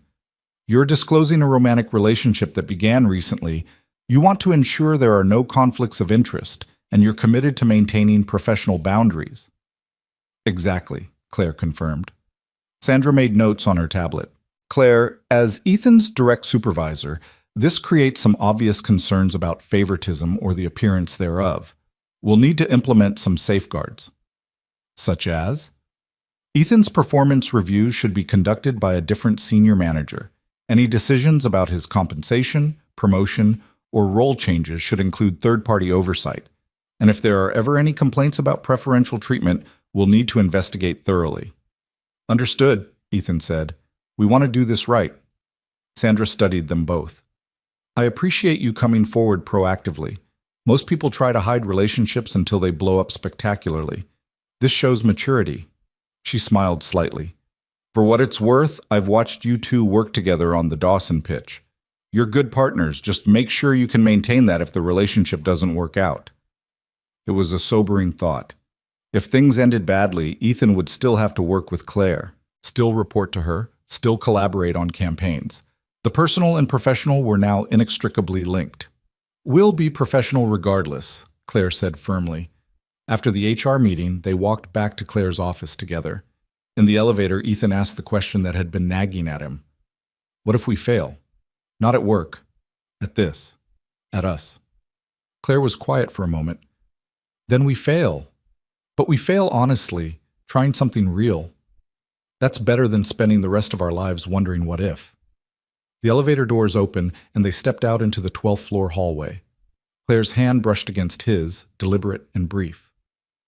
For what it's worth, she said softly, I don't think we're going to fail. Over the next 2 weeks, they settled into a new rhythm. At work, they remained scrupulously professional. No overt affection, no special treatment, nothing that would raise eyebrows. But after hours, Claire became a fixture in Ethan's life. She came to Emma's dolphin play and sat in the audience, beaming with pride. She learned to make pancakes on Saturday mornings, though hers were never quite as good as Ethan's. She helped Emma with homework and listened to endless dinosaur facts with genuine interest, and slowly, carefully, she started telling people. First her assistant, Patricia, who'd raised an eyebrow and said, "About time." Then a few senior colleagues. Then, gradually, the rest of the team. The reactions varied. Most people were supportive, some were surprised, a few were skeptical. But nobody questioned their work quality, because the Dawson account was already showing results. The initial campaign launch was tracking ahead of projections. Client satisfaction was at an all-time high. They'd proven they could be both partners and professionals. One Friday evening, 3 weeks after the Dawson win, Ethan was working late when Claire appeared in his office doorway. Emma's with Riley tonight, right? She asked. Yeah, sleepover at her friend's house. Why? Because I'm taking you to dinner. A real date. No work talk, no dinosaur facts, just us. Ethan saved his work and stood. Where are we going? It's a surprise. She drove them to a small Italian restaurant in a quiet neighborhood, the kind of place with checkered tablecloths and candles and wine bottles. They sat in a corner booth, and for the first time in weeks, Ethan saw Claire completely relaxed. I love Emma, she said over wine and pasta, but it's nice to have you to myself for a few hours. Agreed, though I give it 20 minutes before one of us mentions her. I give it 10. They made it 7 minutes before Ethan told a story about Emma's latest dinosaur theory, and they both laughed at their complete inability to separate that part of his life from this new part they were building. I never thought I'd be here, Claire admitted. 6 months ago, if someone had told me I'd be dating an employee, having dinner discussions about 8-year-old girls and their dinosaur obsessions, and actually being happy about it, I would have laughed. What changed? You. Emma. The way you made me see that life could be more than just work and achievement and proving I'm good enough. She reached across the table and took his hand. I spent 20 years building a career that looks perfect from the outside. But I was miserable, Ethan. I just didn't know it because I had nothing to compare it to. And now? Now I have Sunday morning pancakes and school plays and someone who makes me laugh. I have a reason to leave the office at 6 instead of 9. I have people who care about me, not my job title. She squeezed his hand. I have a family, maybe not in the traditional sense, but a family nonetheless. Ethan felt his throat tighten. We're lucky to have you too. They finished dinner and drove back to Ethan's apartment. It was the first time they'd had the place entirely to themselves, and the awareness hung between them as Ethan unlocked the door. Coffee? He offered, suddenly nervous. Sure. He made coffee they barely touched, and they sat on the couch talking about everything, their childhoods, their fears, their dreams for the future. And when Claire kissed him, it was different from that first tentative kiss in his apartment weeks ago. This was confident, certain, a promise of something lasting. "Stay," Ethan whispered against her lips. "Emma won't be home until tomorrow afternoon." Claire pulled back slightly, searching his face. "Are you sure?" "I've never been more sure of anything." They moved to his bedroom, taking their time, learning each other with a tenderness that made Ethan's chest ache. This wasn't just attraction or chemistry. This was intimacy built on trust and respect and genuine affection. Afterward, they lay tangled together in the dark, and Claire traced patterns on his chest with her fingertips. "I love you," she said quietly. "I know it's too soon to say that, but I do." Ethan pulled her closer. "It's not too soon. I love you too." They fell asleep like that, wrapped around each other, and when Ethan woke in the morning to find Claire still there, sleep-rumpled and beautiful in his old t-shirt, he felt something settle in his chest. This was real. This was lasting. This was worth every complication and risk. Claire opened her eyes and smiled. "Morning." "Morning. Sleep okay?" "Better than I have in years." She stretched, cat-like. "What time do we pick up Emma?" "Not until 2. We have time." "Good, because I'm thinking pancakes, and I want to try to make them without burning them this time." They spent the morning in domestic bliss, cooking together, reading the paper, existing in comfortable silence. When they picked up Emma that afternoon, she took one look at them and grinned. "You look happy," she announced. "We are," Ethan confirmed. "Good. You should always look this happy." As they drove home, Emma chattering in the back seat about her sleepover adventures, Claire reached over and took Ethan's hand. He glanced at her, saw the contentment on her face, and realized something profound. The awkward moment at the nightclub entrance that had seemed like a catastrophe had actually been the beginning of everything good in his life now. Without that embarrassment, without that forced proximity on the Dawson pitch, he and Claire might never have really seen each other. Sometimes the worst moments led to the best outcomes. Sometimes what looked like disaster was actually destiny doing its work. And sometimes, Ethan thought as he pulled into his parking spot with his daughter and the woman he loved, everything worked out exactly as it should. 3 months into the Dawson campaign, the cracks started showing. Not in the work itself. The campaign was performing beyond everyone's wildest projections. Sales were up 18%. Brand perception had shifted from reliable but boring to authentic and trustworthy. And Richard Dawson himself had called Claire personally to say it was the best marketing investment his company had ever made. No, the cracks were in the carefully constructed wall between Ethan and Claire's professional and personal lives. It started small. A colleague noticed them arriving together 3 mornings in a row. Another commented on the way Claire smiled when Ethan spoke in meetings. Patricia, Claire's assistant, made a pointed remark about how Ms. Reynolds seemed much happier these days, while looking directly at Ethan. The office gossip mill, which had been mercifully quiet for weeks, roared back to life. Ethan first became aware of it when he overheard 2 junior copywriters in the break room. "I'm just saying, it's convenient that Ethan got led on the biggest account right after they started dating." "They weren't dating when she assigned him. That was before." "How do you know?" "Maybe it was going on longer than they're admitting." Ethan had walked away, his jaw clenched, but the conversation ate at him all day. That evening, after Emma was asleep, he called Claire. "People are talking," he said without preamble. "I know. Patricia mentioned it this afternoon." Claire's voice was tired. "What are they saying?" "That you're showing me favoritism, that I didn't earn the Dawson account." Silence on the other end. Then, "Do you believe that?" "Of course not. But it doesn't matter what I believe if everyone else thinks it's true." "Ethan, we've followed every protocol. HR knows. We've implemented safeguards. Your performance reviews are done by David, not me. We've done everything right. Everything except control how it looks." He ran a hand through his hair in frustration. "Claire, I don't want people questioning your judgment or my abilities because we're together." "Then what do you suggest?" The question hung heavy between them. What could they do? Stop dating? Impossible. Ethan was in too deep, and he knew Claire was too. "Request a transfer?" That would hurt both the Dawson account and their relationship. Ignore the gossip? That seemed naive. I don't know, Ethan admitted. I just know that I hate feeling like I'm damaging your reputation. You're not damaging anything. People talk. That's what they do. But our work speaks for itself. Her voice softened. Don't let other people's opinions make you doubt what we have. She was right, logically, but logic didn't stop the whispers or the sidelong glances in the office. The situation came to a head 2 weeks later during a company-wide meeting. Claire was presenting quarterly results.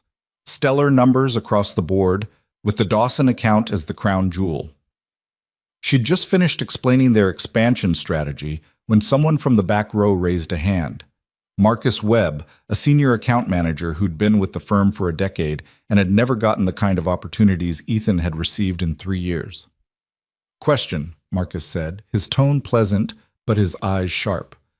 The Dawson success is obviously significant, but I'm curious about the team composition. How did you decide who to put on that pitch team? What were the selection criteria?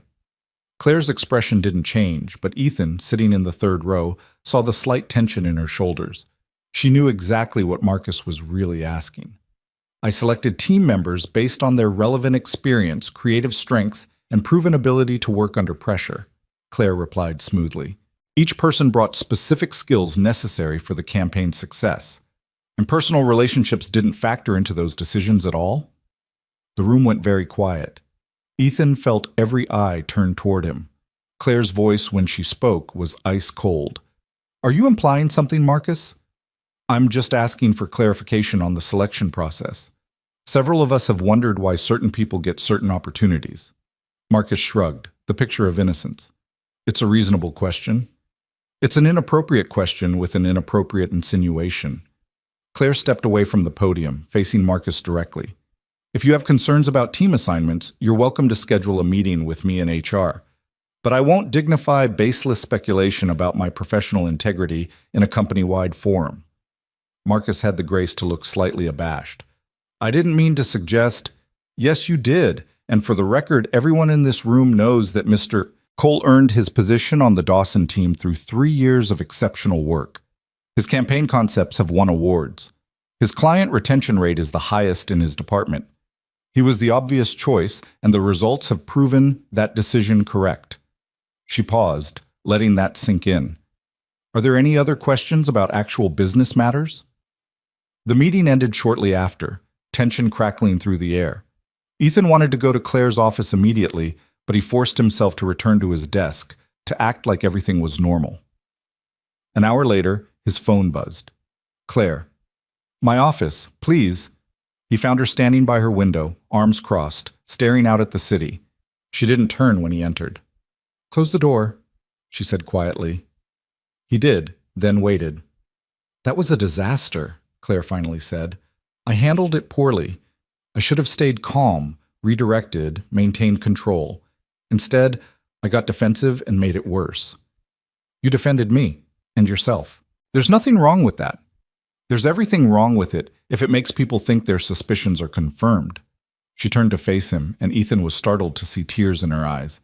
I've spent my entire career building credibility, and in 3 minutes, Marcus Webb managed to plant doubt in everyone's minds. He planted doubt because he's jealous and petty. Everyone knows that. Do they? Or do they wonder if maybe he has a point? Claire wiped at her eyes angrily. I'm 42 years old, and I'm crying in my office over office politics. This is exactly what I was afraid of. Ethan crossed the room and took her hands. Claire, look at me. You are the most talented, hardworking, ethical person I've ever known. You earned every success you've ever had. And yes, we're together, and yes, that complicates things. But you chose me for Dawson because I was the best person for the job. The campaign's success proves that. But how do I prove it to them? How do I prove that I'm not compromised? Maybe you don't. Maybe we stop trying to prove anything and just let our work speak for itself. Claire pulled her hands away, walking back to her desk. That's easy for you to say. You're not the one whose leadership is being questioned. The words stung, more than Ethan expected. You're right. I'm just the one whose competence is being questioned, the one people think slept his way to a promotion. That's not what I meant, isn't it? Ethan felt frustration rising. You're so worried about your reputation that you're not seeing how this affects me too. Every success I have now, people will attribute to you. Every failure will be evidence that you made a mistake choosing me. I can't win either way. They stared at each other across her desk, the distance feeling like miles instead of feet. I don't know how to fix this, Claire said finally, her voice small. Neither do I. Ethan left her office feeling worse than when he'd entered. That night, he picked up Emma from school and went through the motions of homework and dinner, but his mind was elsewhere. Emma noticed, of course. Is Ms. Reynolds coming over tonight? I don't think so, sweetie. She's busy with work. Are you guys fighting? No, just working through something complicated. Emma frowned, pushing her broccoli around her plate. Sarah's parents fight sometimes, then they make up, and everything's okay again. It's a little different when you're adults. Why? Why indeed? Ethan didn't have a good answer for that. His phone buzzed later that evening. Not Claire. David Chen, the senior manager who'd taken over Ethan's performance reviews. Can we talk tomorrow? Not urgent, but worth discussing. Ethan's stomach sank. He replied, confirming a time, then spent the rest of the night imagining worst-case scenarios.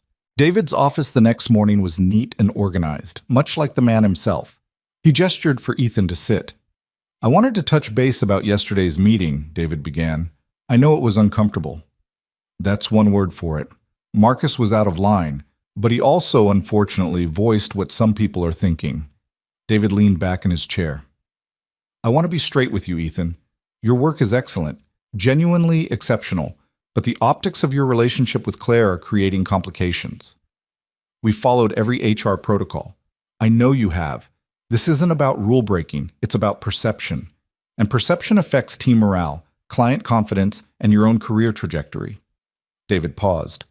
Have you considered requesting a lateral transfer? Not a demotion, just a move to a different team where Claire isn't your direct supervisor? Ethan's first instinct was to refuse, but he forced himself to actually consider it. Would that help? It would eliminate the direct conflict of interest.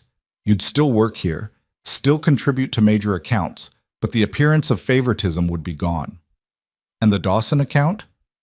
You'd transition off after the initial campaign phase is complete. Someone else would handle ongoing management. David's expression was sympathetic. I know that's not ideal, but it might be the cleanest solution. Ethan spent the rest of the day turning it over in his mind. A transfer would solve the professional problems, but it would also feel like admitting defeat, like letting office gossip dictate his career. That evening, Claire came over for dinner, their first time seeing each other outside the office since the meeting. Emma was thrilled, chattering about her upcoming field trip to the aquarium, blissfully unaware of the tension between the adults. After Emma went to bed, Ethan told Claire about his conversation with David. A transfer, she repeated, her voice carefully neutral. And you're considering it? I don't want to, but maybe it's the right thing to do. For both of us.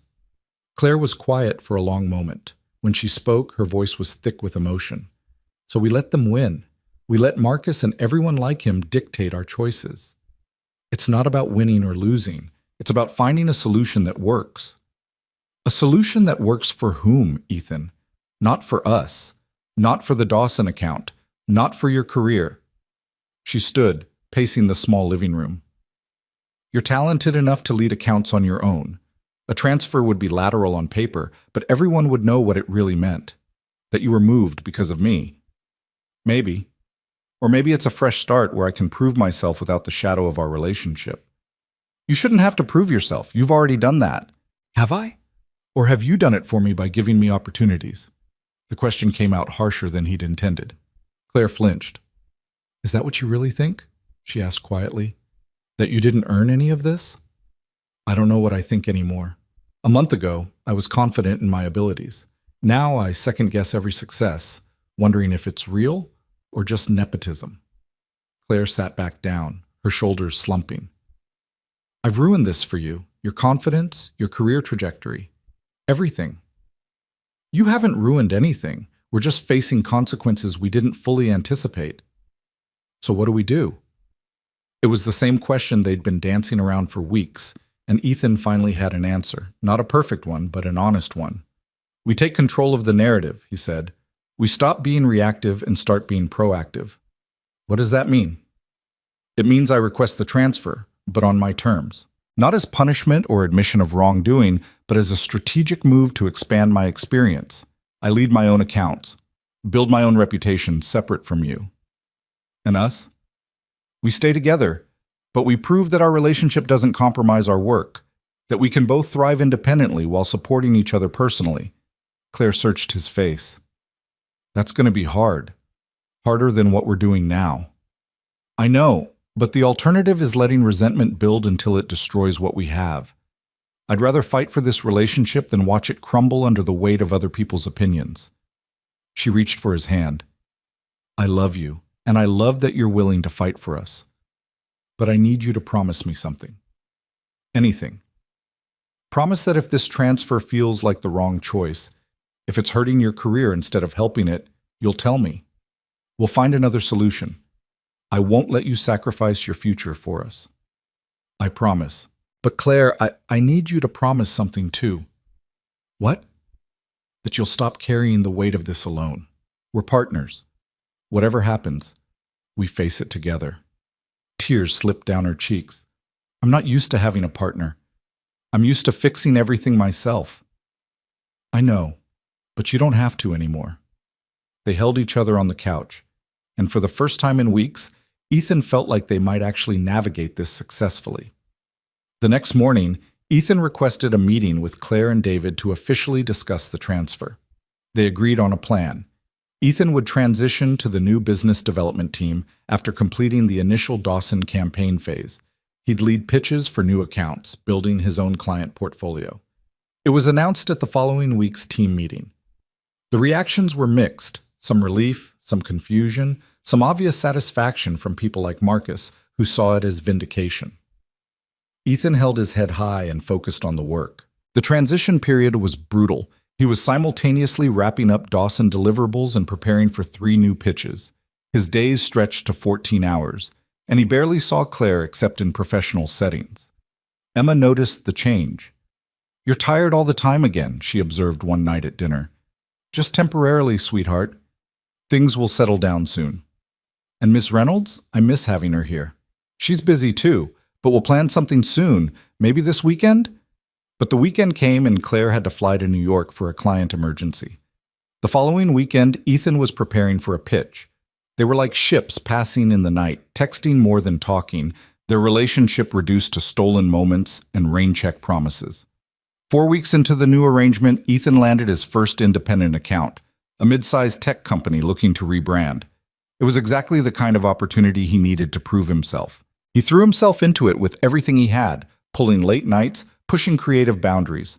And when he presented to the client, he did it alone. No Claire to back him up, no safety net. The client loved it, signed the contract on the spot. Ethan called Claire immediately. I got it. The Technovate account is ours. Her joy was audible. I knew you would. I'm so proud of you. Can I see you tonight? Celebrate properly? I wish I could. I'm stuck in this strategy session until at least 9. Tomorrow then? Tomorrow I have the Dawson quarterly review. But this weekend, no excuses, no work, just us and Emma. It's a date. But Ethan hung up feeling hollow. They'd gone from spending almost every evening together to scheduling weekends weeks in advance. The transfer had solved the professional complications, but it was creating new personal ones. That Friday evening, Ethan was picking Emma up from school when he ran into Sarah's mother, Jennifer, in the parking lot. How's the broken arm healing? Jennifer asked, gesturing to Emma's cast, now covered in signatures and doodles. Really well. 2 more weeks and it comes off. Good. Hey, I meant to ask, Sarah keeps talking about Emma's new mom. I wanted to make sure we had the right terminology before the aquarium field trip next week. Ethan's heart stuttered. Her new mom? The woman who came to the dolphin play? Sarah said Emma called her. Jennifer pulled out her phone, checking a text. Miss Reynolds? Said she was Emma's new mom? Oh. No, that's... Claire's my girlfriend, but she's not Emma's mom. Emma's mom isn't in the picture, but Claire's not replacing her. Jennifer's expression shifted to concern. I'm sorry. I didn't mean to overstep. It's just that Sarah was so certain. She said Emma told her that Ms. Reynolds was going to be her new family. After they parted, Ethan sat in the car with Emma and asked gently, "Sweetheart, have you been telling your friends that Ms. Reynolds is your new mom?" Emma's face flushed. "Not new mom exactly, just I told Sarah that Ms. Reynolds is like a mom because she does mom things. She helps with homework and comes to my plays and makes pancakes." "But you understand that Claire isn't actually your mom, right? Your real mom is—" "I know where my real mom is," Emma interrupted, her voice suddenly sharp. "She's wherever she went when I was a baby, and she doesn't want to be my mom, but Ms. Reynolds does want to be here, so why can't she be my mom too?" The question broke Ethan's heart. He pulled Emma into a hug, feeling her small body shake with tears she'd been holding back. "Emma, I'm sorry. I didn't realize you felt this way. I just want a normal family, like Sarah has, a mom and a dad, and someone who comes to school things. Claire does come to school things, but she's not always there anymore. She's busy, just like you're always busy now." Emma pulled away, wiping her eyes. "Everything's changed, and I don't like it." That night, after Emma was asleep, Ethan texted Claire, "We need to talk, really talk. Something's wrong, and we need to fix it." They met the next morning at a coffee shop, neutral territory where they could be honest without the pressure of work or home. Claire looked exhausted. Ethan suspected he looked the same. "Emma thinks you're abandoning her," he said without preamble. "She's been telling her friends you're her new mom, but she's also noticed that you're around less. She's confused and hurt." Claire's face crumpled. "I never meant— I thought giving you space to establish your new role was the right thing."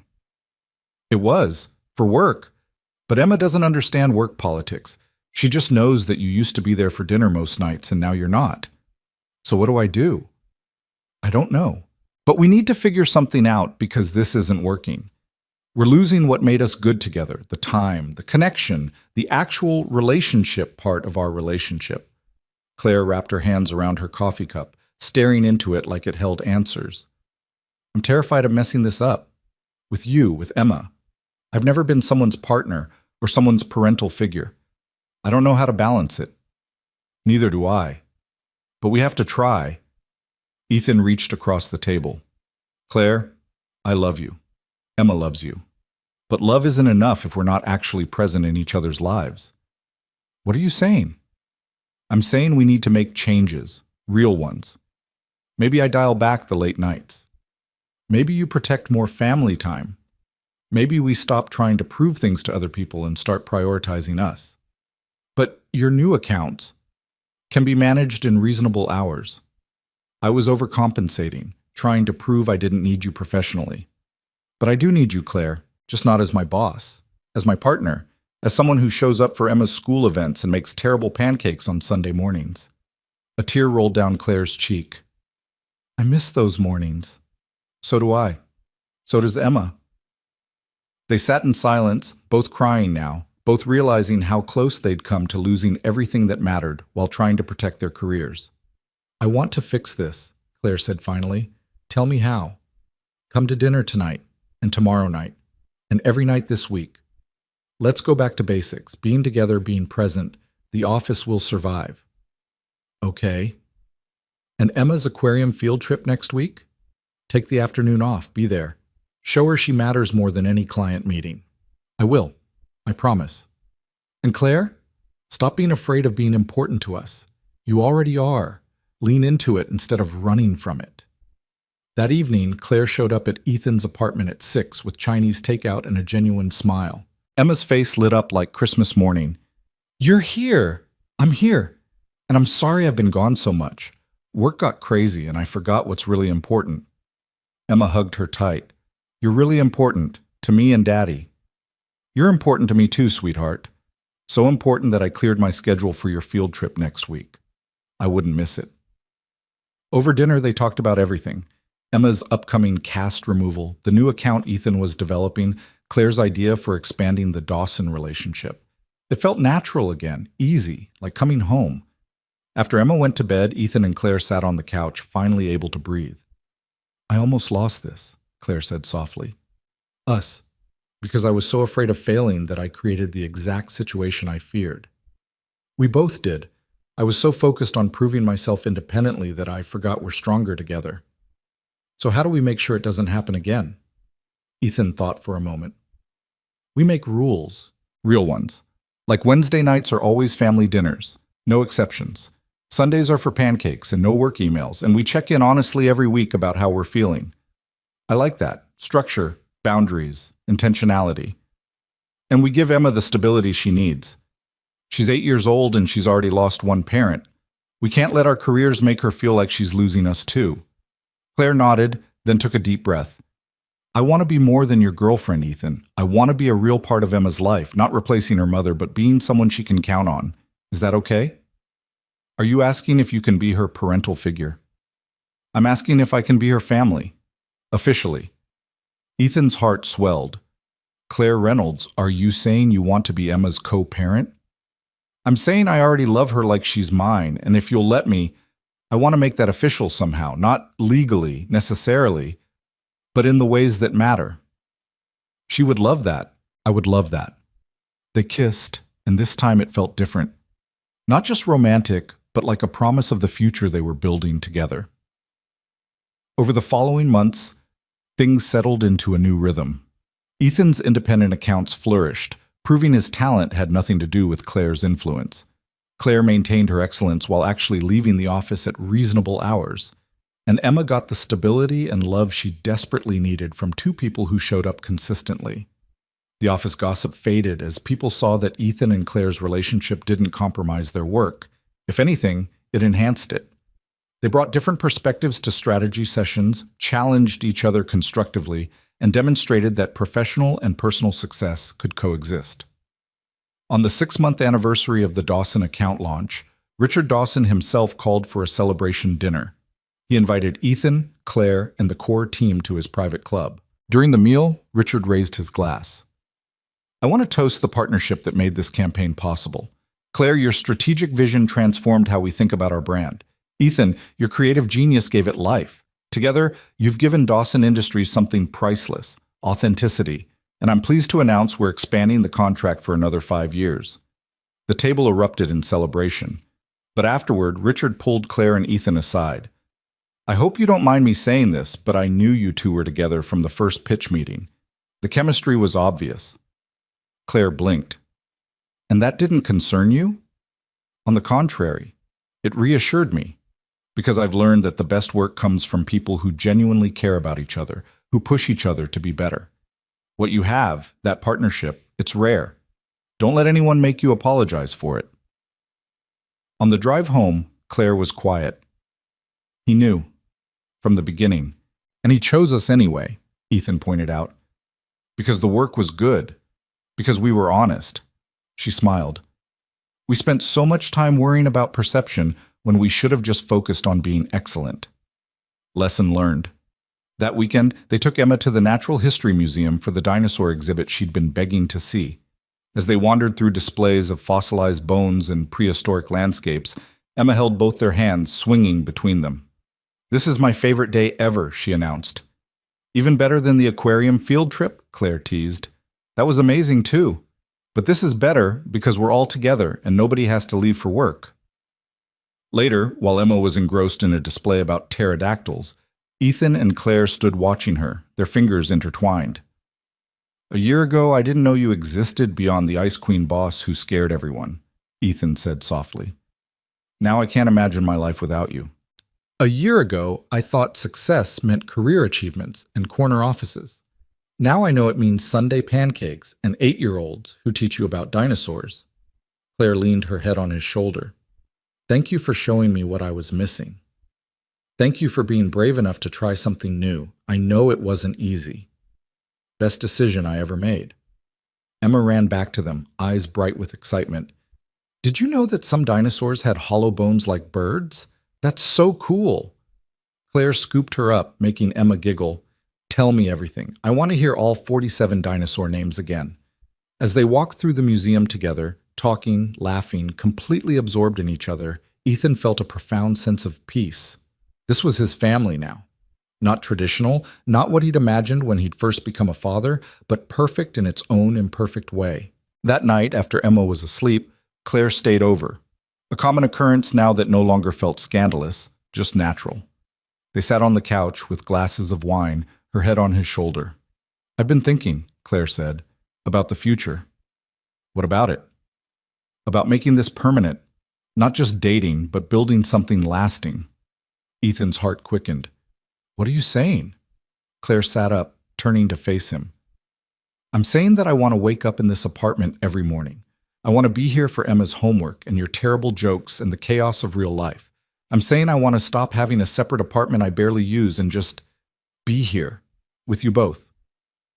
"Claire Reynolds, are you asking to move in with us?"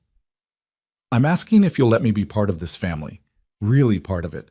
Not a visitor or a girlfriend who comes over, but someone who belongs here." Ethan cupped her face in his hands. "You already belong here. You have since the first night you stayed for dinner and listened to Emma talk about dinosaurs for 2 hours. This has been your home since the moment you chose us over work." "So is that a yes?" "That's an absolutely, definitely, 100% yes." They kissed, and it tasted like promises and possibilities, and a future that looked nothing like either of them had planned, but everything like what they both needed. The next morning, they told Emma together. "So Miss Reynolds is going to live here?" Emma asked, processing the news. "If that's okay with you," Claire said. "I know it's a big change." Emma was quiet for a moment, her 8-year-old brain working through the implications. Then she smiled, that gap-toothed smile that could light up a room. "Does this mean pancakes every Sunday? Not just sometimes?" Claire laughed. "Every Sunday, I promise. And you'll help with my homework even when it's hard?" "Especially when it's hard. And you'll come to my school things and parent-teacher conferences and stuff?" "Every single one." Emma looked at Ethan, then back at Claire. "Then, yes, I want you to live here, because you're already part of our family anyway. Now it'll just be official." Claire's eyes filled with tears. She pulled Emma into a fierce hug, and Ethan wrapped his arms around both of them, his heart so full it hurt. This was it. This was the family he'd never known he could have. Built from an awkward moment outside a nightclub, forged through professional challenges and personal growth, cemented by love and commitment and the daily choice to show up for each other. 6 months later, Claire's name was on the lease. Emma's teacher knew to call both Ethan and Claire for school issues. The three of them had inside jokes and traditions, and the comfortable shorthand of people who'd built a life together.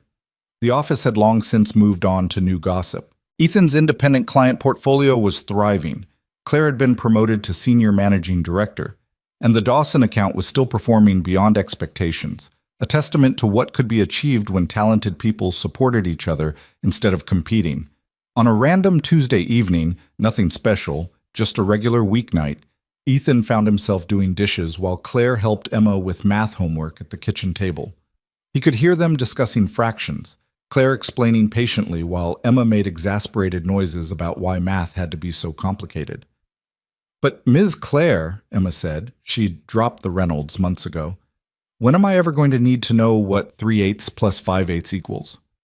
When you're measuring ingredients for baking, or splitting something fairly between friends, or calculating percentages at your future job. I'm going to be a paleontologist. Do paleontologists need fractions?" "Absolutely. How else will you calculate the age of fossils or the proportion of different bone types in a skeleton?" Emma considered this. "Okay, fine, but I still think fractions are weird." Ethan smiled, watching them in the reflection of the kitchen window. This was happiness. Not the dramatic movie-style happiness with grand gestures and sweeping music, just the quiet contentment of coming home to people who loved you, of being part of something bigger than yourself, of building a life one ordinary day at a time. Claire looked up and caught his eye, smiling that smile she reserved just for him. The smile that said she knew exactly how lucky they were, how close they'd come to missing this, how grateful she was for the nightclub accident that had started everything. "What are you thinking about?" she asked. "Just that I love you, both of you, and I'm really glad you broke a dress strap outside a nightclub a year ago." Emma looked up, confused. "What?" "Long story, dinosaur girl. I'll tell you when you're older." "You always say that, and I always mean it." Later that night, after Emma was asleep and they were getting ready for bed themselves, Claire came up behind Ethan and wrapped her arms around his waist. "Do you ever regret it?" she asked quietly. "The complications, the gossip, the professional challenges?" Ethan turned in her arms.